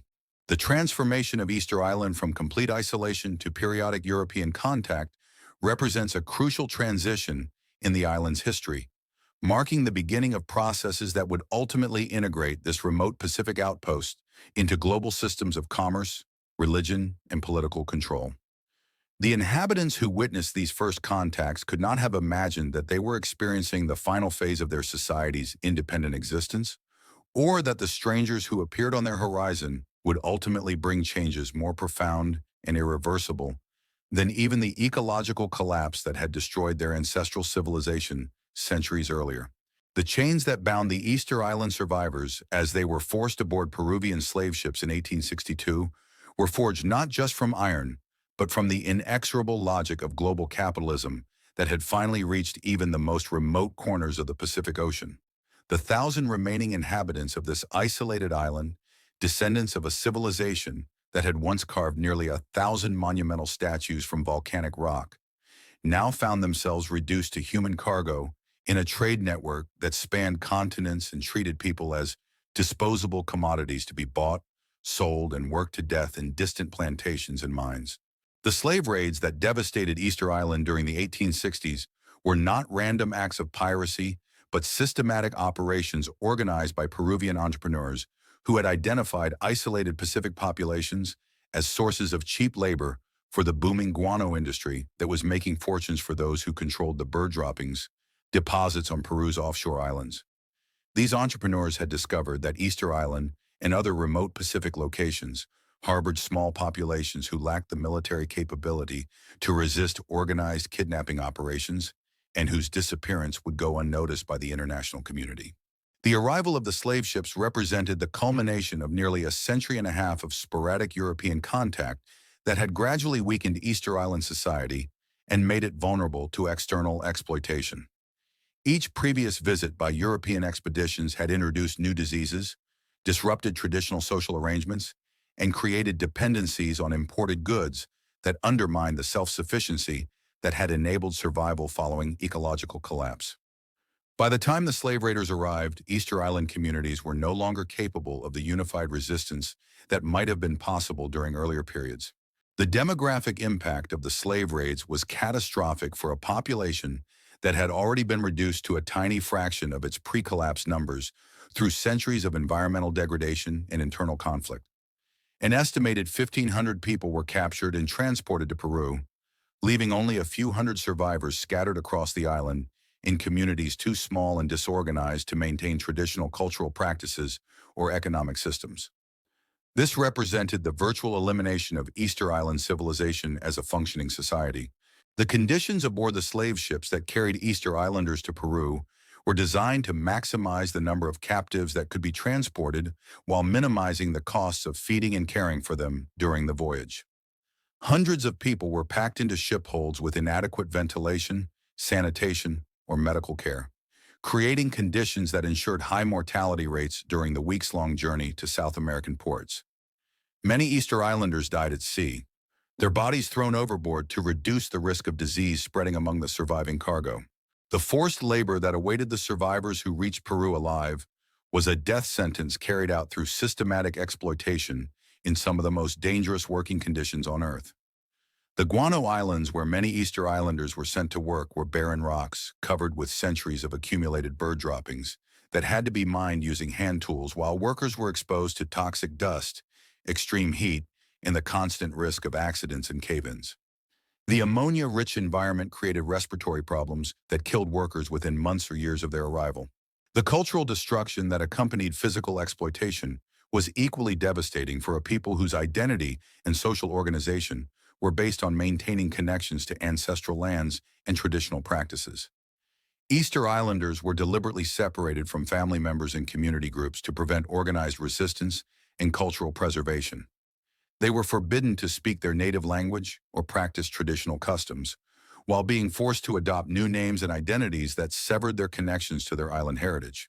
The international intervention that eventually ended the Peruvian slave trade came too late to save most of the Easter Island captives, who had already died from disease, exhaustion, or accidents in the guano mines and plantations where they had been forced to work. When diplomatic pressure finally forced Peru to repatriate surviving Pacific Islanders, only a handful of Easter Island natives remained alive, and most of these died from smallpox and other diseases during the journey home. The few dozen survivors who eventually reached Easter Island found their homeland largely depopulated and their traditional society effectively extinct. The smallpox epidemic that spread through the remaining Easter Island population following the return of the repatriated slaves completed the demographic catastrophe that the slave raids had begun. The disease, which had been unknown on the island before European contact, swept through communities that had no immunity to Old World pathogens, killing most of the remaining inhabitants within a few years of its introduction. By the late 1870s, the population of Easter Island had been reduced to slightly more than 100 people, representing a demographic collapse of more than 90% from pre-contact levels. The loss of cultural knowledge that accompanied this demographic catastrophe was irreversible and complete in many crucial areas of traditional life. The few survivors included very few elderly people who might have preserved detailed knowledge of pre-contact customs, religious practices, artistic techniques, and historical traditions. The death of skilled craftsmen, religious specialists, and cultural historians meant that much of Easter Island's intellectual and artistic heritage disappeared forever during this period of crisis. The collapse of traditional social organization that resulted from population loss and cultural disruption left the surviving Easter Islanders unable to maintain the basic institutions that had governed island life for over a millennium. Extended family networks that had provided economic cooperation and political authority were shattered by death and displacement. Religious practices that required specialized knowledge and community participation could no longer be performed correctly or completely. Agricultural systems that depended on coordinated labor and traditional ecological knowledge fell into disuse as the population became too small to maintain them. The introduction of European diseases beyond smallpox created ongoing health crises that prevented demographic recovery and continued to reduce the survivor population for decades after the initial epidemic. Tuberculosis, measles, and other infectious diseases found fertile ground among people whose immune systems had been weakened by malnutrition, trauma, and previous illness. The lack of medical knowledge or resources to treat these conditions meant that mortality rates remained high even after the acute crisis of the initial epidemics had passed. The psychological trauma inflicted by the slave raids and subsequent epidemics had lasting effects on the survivors that influenced Easter Island culture for generations. Communities that had experienced such complete breakdown of social order and protection developed deep suspicion of outsiders and resistance to change that would complicate future efforts at cultural revival and economic development. The memory of family members and friends who had been kidnapped or died from disease created lasting grief and anger that affected social relationships and cultural expression. The environmental consequences of population collapse further reduced the carrying capacity of an island that had already been severely degraded by earlier ecological crises. Agricultural terraces and irrigation systems that required maintenance fell into disrepair as the surviving population lacked the labor needed to keep them functional. Invasive species introduced by European visitors spread unchecked across landscapes where traditional management practices were no longer being implemented. The few remaining patches of native vegetation were further degraded by feral animals and introduced plants. The loss of traditional ecological knowledge that had enabled previous generations to extract maximum productivity from degraded soils and limited resources meant that the survivors were often less capable of supporting themselves than their ancestors had been under similar environmental conditions. Techniques for soil management, water conservation, and crop protection that had been developed through centuries of adaptation to challenging conditions were forgotten as the specialists who possessed this knowledge died without passing it on to apprentices. The political vulnerability that resulted from demographic collapse and cultural disruption made Easter Island an easy target for external control and exploitation by whoever chose to assert authority over the remaining population. The survivors lacked the numbers, organization, or military capability to resist outside intervention, while their isolation and lack of international connections meant that abuses would go unnoticed by potential protectors or advocates in the global community. The economic dependence that developed as traditional subsistence systems broke down created new forms of vulnerability and exploitation that would characterize Easter Island society for generations. The survivors became dependent on imported food, tools, and other essential goods that they had to obtain through relationships with outside traders and government officials who often took advantage of their desperate circumstances to extract maximum value from whatever resources the island still possessed. The religious and cultural changes that accompanied demographic collapse and external pressure represented the final destruction of the traditional worldview that had sustained Easter Island society through previous crises. Christian missionaries who arrived to work among the survivors actively suppressed traditional religious practices and beliefs, while promoting new forms of spiritual expression that severed connections to ancestral traditions and island-specific cultural knowledge. The linguistic changes that occurred during this period of crisis resulted in the near extinction of the Easter Island language as a living system of communication and cultural transmission. The few surviving speakers were scattered across different locations and age groups, making it difficult to maintain the complex vocabulary and cultural knowledge that the language had traditionally preserved. Much of the specialized terminology related to traditional crafts, religious practices, and environmental knowledge was lost forever as the context in which it had been used disappeared. The transformation of Easter Island from an independent Polynesian society to a dependent outpost of global colonial systems was completed during this period of demographic and cultural collapse. The survivors who remained after the slave raids and epidemics had ended were no longer capable of maintaining the cultural institutions and economic systems that had characterized their ancestors, instead becoming clients and dependents of outside powers who controlled their access to resources and opportunities for cultural expression.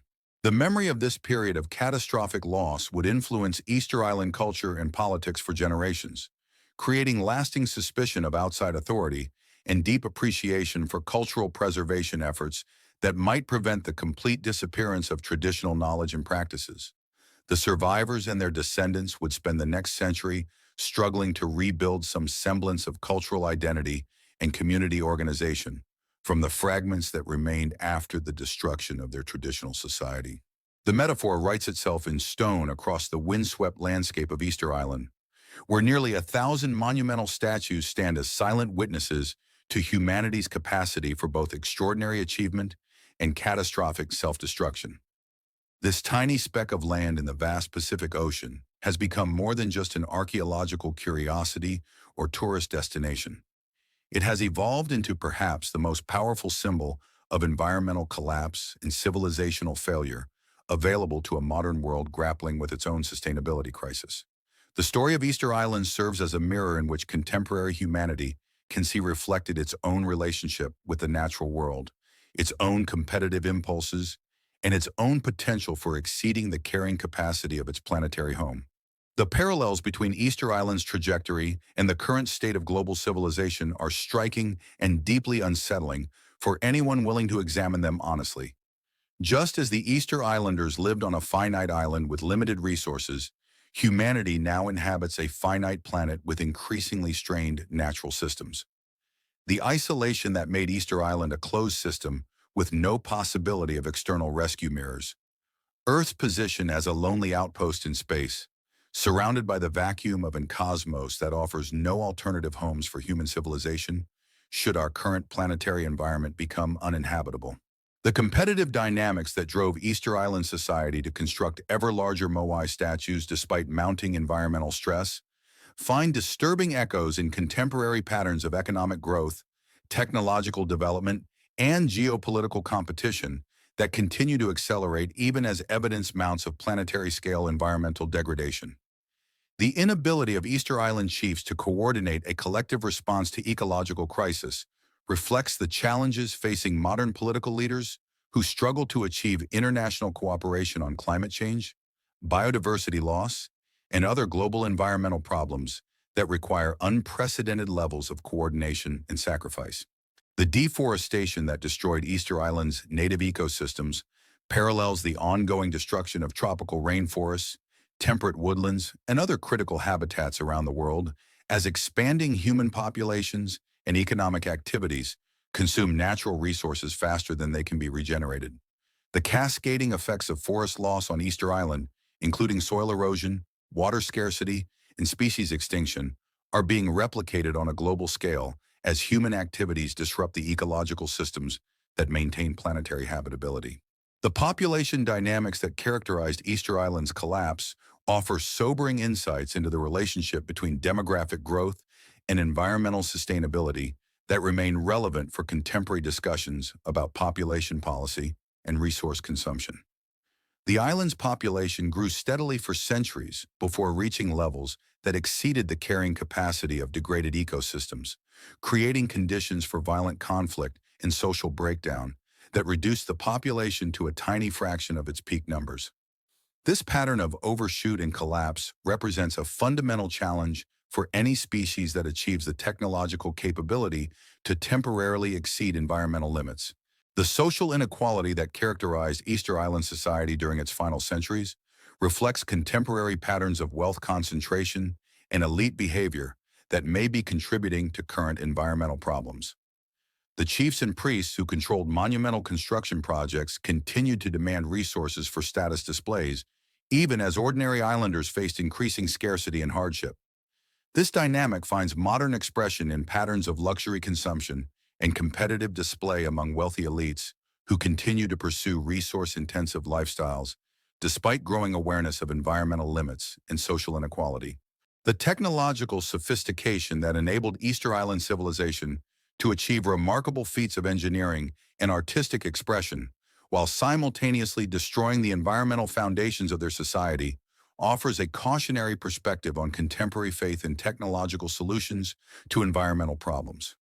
The islanders possessed advanced knowledge of astronomy, engineering, and agricultural techniques, yet this expertise was insufficient to prevent ecological collapse when applied within social and economic systems that prioritize short-term competition over long-term sustainability.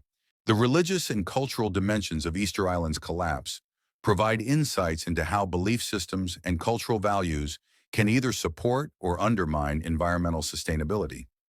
The ancestor worship that motivated Moai construction created powerful incentives for families to compete in monument building, regardless of environmental costs, while the spiritual framework that guided these activities apparently lacked effective mechanisms for recognizing or responding to ecological degradation.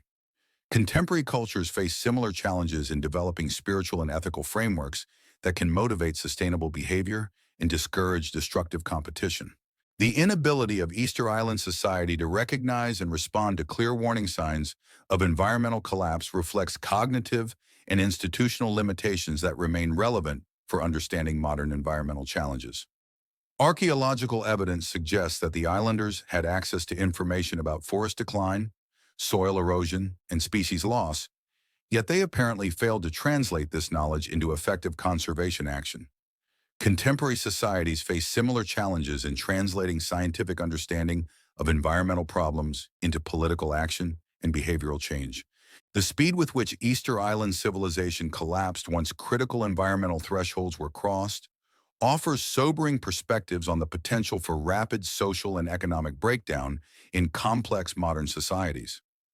The transformation from prosperous civilization to violent chaos occurred within a few generations, suggesting that apparent stability and prosperity can mask underlying vulnerabilities that become apparent only when environmental or social stress exceeds critical limits. The long-term consequences of Easter Island's collapse demonstrate how difficult it can be to recover from severe environmental degradation and social breakdown, even after populations stabilize at levels that might theoretically be sustainable. The island's ecosystems remained degraded for centuries after the human population had been reduced to levels that would have been easily sustainable under original environmental conditions, while cultural knowledge and social institutions that might have facilitated recovery were lost during the period of crisis. The international dimensions of Easter Island's final destruction through slave raids and disease introduction reflect the vulnerability of isolated or marginalized communities to external exploitation and the ways in which global economic and political systems can amplify local environmental and social problems. Contemporary indigenous communities, small island states, and other vulnerable populations face similar challenges from global economic forces, climate change impacts, and other external pressures that exceed their capacity for independent response. The archaeological and scientific investigation of Easter Island collapse has revealed how difficult it can be to accurately understand complex environmental and social processes, even with sophisticated research methods and extensive evidence. Early theories about Easter Island's history have been repeatedly revised as new evidence has emerged and analytical methods have improved, suggesting that contemporary understanding of global environmental problems may also be incomplete or misleading in ways that will only become apparent through future research and experience. The role of introduced species in accelerating Easter Island's ecological collapse provides insights into how seemingly minor biological invasions can have catastrophic consequences for isolated ecosystems.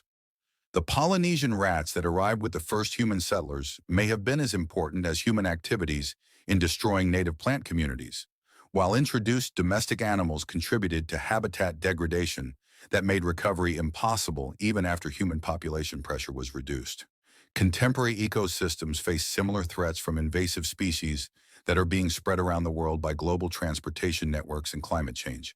The failure of Easter Island's political and religious institutions to adapt effectively to changing environmental conditions reflects the challenges facing contemporary governance systems that were designed for stable conditions, but must now function in rapidly changing environmental and social circumstances. The competitive political dynamics that drove monument construction on Easter Island created powerful resistance to conservation measures, just as contemporary political systems often prioritize short-term economic and electoral considerations over long-term environmental sustainability. The cultural and psychological factors that prevented Easter Islanders from recognizing or responding to environmental degradation offer insights into the cognitive biases and social dynamics that may be hindering contemporary responses to global environmental problems. The gradual nature of environmental change made it difficult for islanders to perceive the magnitude of the crisis until it was too late for effective intervention, while social competition created incentives to ignore or discount environmental concerns that might interfere with immediate political and economic objectives. The educational and knowledge transmission systems that failed to preserve crucial environmental understanding during Easter Island's collapse highlight the importance of maintaining and applying ecological knowledge for long-term sustainability. The loss of traditional ecological knowledge during periods of social stress made it more difficult for surviving populations to manage remaining resources effectively, suggesting that contemporary societies need robust institutions for preserving and applying environmental knowledge even during times of crisis. The economic systems that drove resource overexploitation on Easter Island reflect the challenges inherent in any economic organization that prioritizes growth and competition over sustainability and conservation. The island's economy was based on surplus production that enabled elaborate cultural activities and social competition. But these same surpluses created incentives for resource consumption that ultimately exceeded environmental limits. Contemporary global economics face similar tensions between the growth orientation that drives prosperity and innovation and the resource limitations that constrain long-term sustainability. The demographic patterns that characterized Easter Island's collapse offer perspectives on contemporary population dynamics and their relationship to environmental sustainability. The island's population grew steadily for centuries before reaching levels that could not be sustained by degraded ecosystems, creating conditions for violent conflict and rapid population decline. Contemporary global population growth, urbanization, and consumption patterns may be creating similar pressures on planetary ecosystems, though at scales and complexities that make prediction and management far more difficult. The technological legacy of Easter Island civilization demonstrates both the remarkable achievements possible through human creativity and cooperation and the limitations of technology as a solution to sustainability challenges. The engineering knowledge required to carve, transport, and erect massive stone monuments represents sophisticated understanding of physics, materials science, and project management.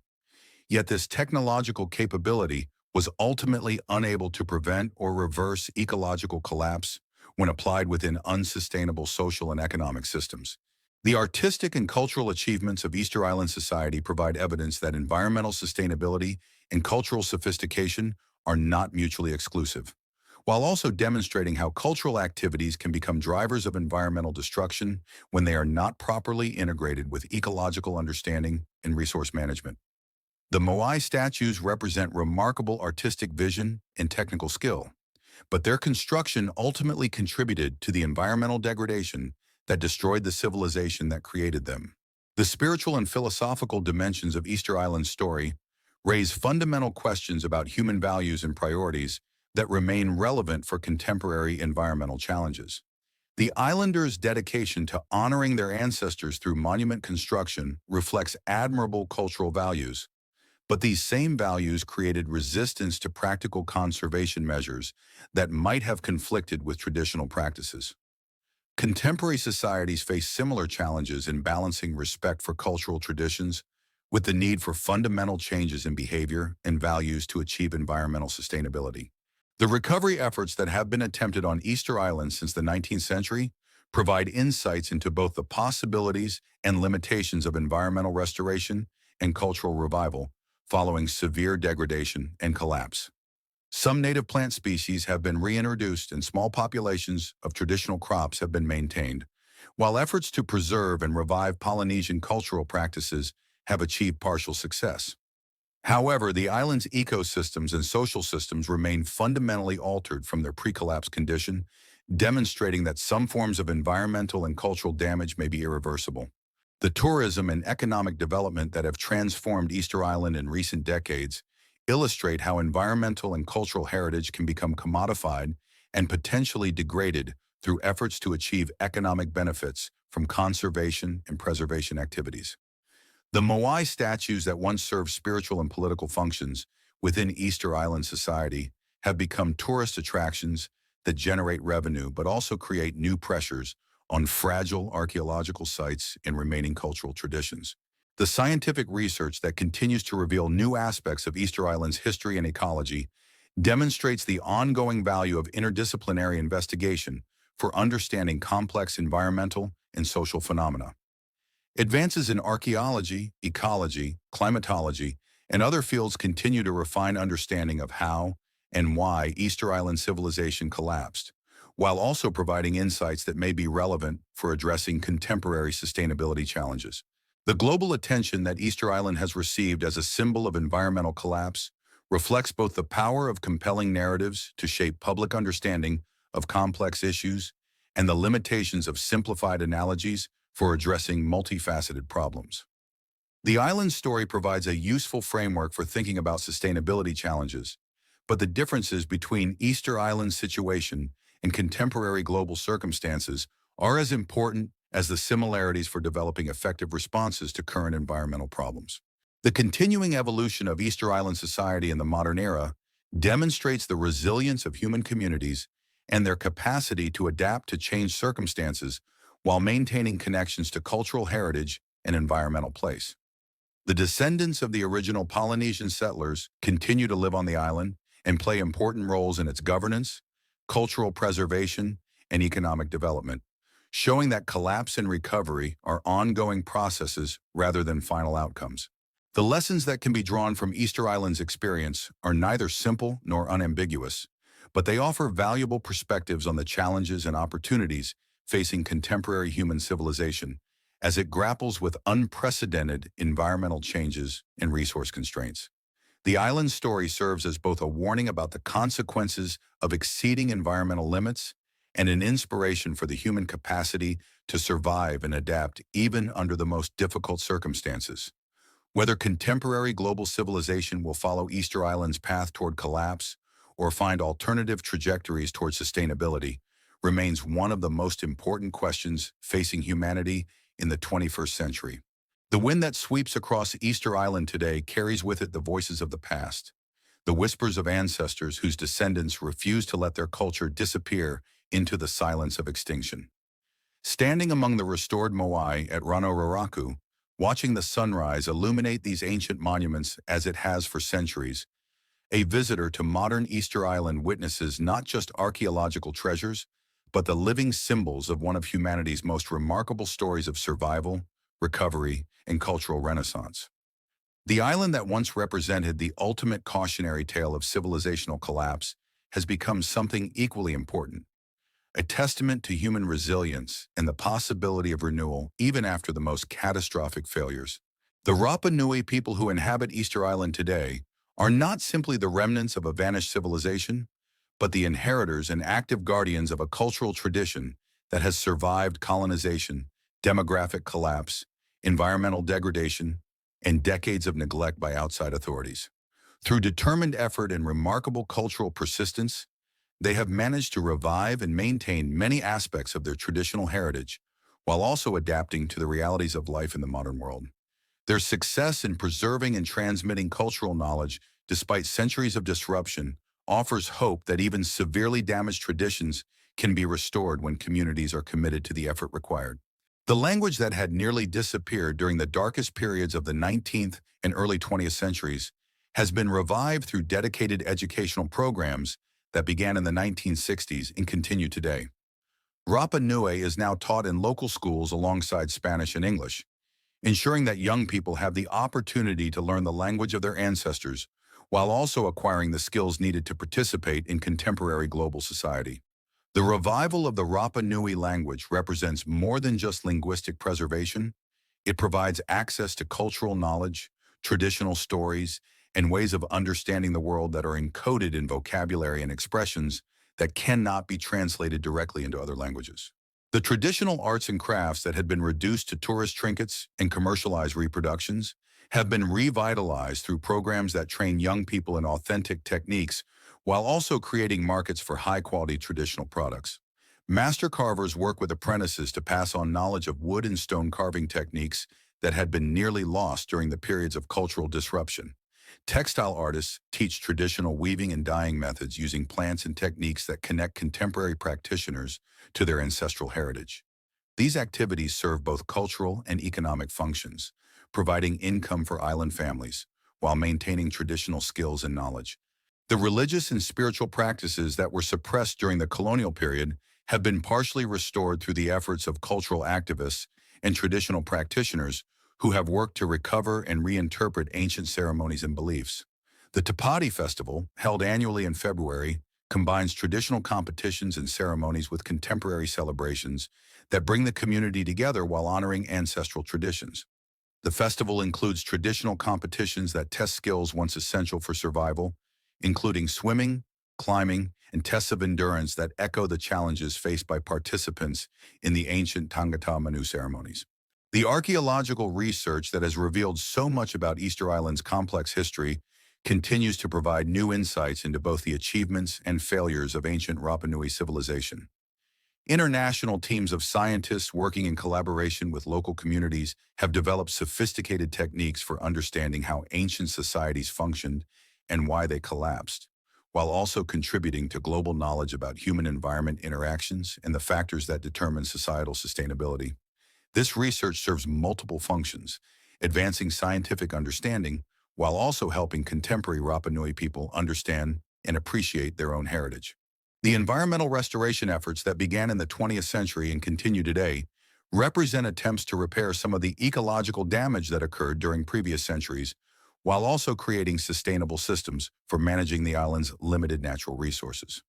Native plant species that had been extinct on the island for centuries have been reintroduced using seeds and cuttings obtained from botanical gardens and museum collections around the world. Reforestation projects have established small groves of native trees in protected areas, while also experimenting with introduced species that can provide useful products while not disrupting remaining native ecosystems. The conservation challenges facing Easter Island today reflect both the legacy of past environmental destruction and the pressures created by modern economic development and tourism. The island's designation as a UNESCO World Heritage Site provides international recognition and some protection for its archaeological treasures, but also creates pressure to balance preservation with the economic needs of local communities who depend on tourism for their livelihoods. Managing the flow of visitors to prevent damage to fragile archaeological sites while also ensuring that tourism benefits reach local families requires careful planning and ongoing negotiation between different stakeholders. The political evolution that has transformed Easter Island from a neglected colonial possession to a self-governing territory within Chile represents significant progress towards self-determination and cultural autonomy for the Rapa Nui people. The island now has its own elected government with authority over many local affairs, while also maintaining representation in the Chilean national government. This political arrangement allows for local control over cultural and environmental issues while also providing access to resources and opportunities available through integration with the larger Chilean state. The educational systems that operate on Easter Island today attempt to balance respect for traditional knowledge with preparation for participation in global society. Local schools teach Rapa Nui language and culture alongside standard academic subjects, while also providing opportunities for students to learn about their own history and heritage through direct engagement with archaeological sites and traditional practitioners. Exchange programs allow young Rapa Nui people to pursue higher education in Chile and other countries while maintaining connections to their island home and cultural traditions. The economic development that has occurred on Easter Island in recent decades has provided new opportunities for local families, while also creating challenges related to environmental protection and cultural preservation. Tourism has become the dominant economic activity, providing employment and income for many islanders, while also creating pressure on infrastructure, natural resources, and archaeological sites. The challenge facing the community is to develop tourism in ways that provide economic benefits, while also protecting the cultural and environmental heritage that attracts visitors to the island. The technological changes that have connected Easter Island to global communication and transportation networks have ended the isolation that characterized the island for most of its history, while creating new challenges and opportunities for cultural preservation and economic development. Internet connectivity allows islanders to maintain relationships with family members and cultural practitioners around the world, while also providing access to educational and economic opportunities that were previously unavailable. Air transportation connects the island to global markets and makes tourism possible, while also facilitating the movement of goods and people that modern island life requires. The demographic changes that have occurred on Easter Island during the modern period reflect both recovery from historical population collapse and new challenges related to migration and cultural identity. The island's population has grown to several thousand people, representing significant recovery from the demographic catastrophe of the 19th century. But this population includes significant numbers of non-Polynesian residents who have come to the island for economic opportunities or lifestyle reasons. Managing the relationships between traditional Rapa Nui families and newer residents requires ongoing negotiation and accommodation. The cultural renaissance that has characterized Easter Island in recent decades represents both a recovery of traditional practices and the development of new forms of cultural expression that combine ancestral traditions with contemporary influences. Musicians, artists, and writers draw on traditional themes and techniques while also incorporating global influences and modern technologies. This cultural creativity helps maintain connections to ancestral heritage, while also ensuring that Rapa Nui culture remains dynamic and relevant for contemporary practitioners. The scientific contributions that Easter Island continues to make to global understanding of environmental and social sustainability reflect the ongoing relevance of the island's experience for addressing contemporary challenges. Research conducted on the island provides insights into topics ranging from climate change and biodiversity conservation to social organization and conflict resolution that have applications far beyond the Pacific. The island serves as a natural laboratory for studying human-environment interactions and testing approaches to sustainable development that may be relevant for other small islands and isolated communities. The international connections that Easter Island maintains with other Polynesian communities help preserve and strengthen cultural traditions while also providing opportunities for cultural exchange and mutual support. Participation in Pacific regional organizations and cultural festivals allows Rapa Nui people to maintain relationships with related communities throughout Polynesia, while also learning from the experiences of other indigenous peoples who have faced similar challenges related to colonization, cultural preservation, and economic development. The legacy of Easter Island's historical experience continues to influence contemporary discussions about environmental sustainability, social organization, and cultural preservation around the world. The island's story serves as both a warning about the consequences of exceeding environmental limits and an inspiration for the possibility of recovery and renewal even after severe degradation and collapse. Educational programs, museum exhibitions, and popular media presentations use Easter Island as a case study for understanding broader patterns of human-environment interaction and the factors that determine societal sustainability. The ongoing challenges that face Easter Island today include balancing economic development with environmental protection, managing tourism to prevent damage to archaeological and cultural sites, maintaining cultural traditions while adapting to modern circumstances, and ensuring that the benefits of development reach all members of the community.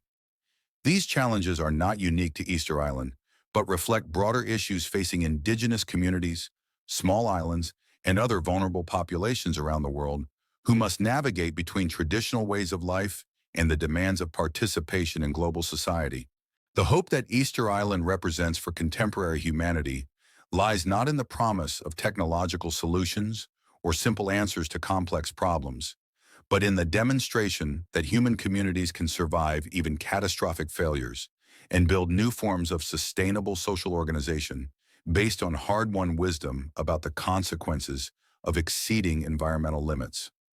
The Rapa Nui people who inhabit the island today have inherited both the achievements and the mistakes of their ancestors, and their efforts to create sustainable communities that honor the past while preparing for the future offer valuable lessons for the rest of humanity. The Moai that stand today across Easter Island are no longer the exclusive monuments of a vanished civilization, but the shared heritage of both the Rapa Nui people and global humanity. These ancient statues serve as reminders of what human creativity and cooperation can achieve, while also warning about the consequences of competitive excess and environmental destruction. They stand as silent teachers whose lessons become more relevant each year as contemporary civilization grapples with challenges that echo those faced by their creators centuries ago. The story of Easter Island ultimately demonstrates that collapse is not the end of the story, but rather a transformation that can lead to new forms of organization and understanding if communities have the wisdom to learn from their experiences and the determination to build something better from the ruins of what came before. The island that once represented humanity's capacity for self-destruction has become a symbol of our capacity for renewal, offering hope that even the most damaged relationships between human communities and their environments can be healed through patience, wisdom, and unwavering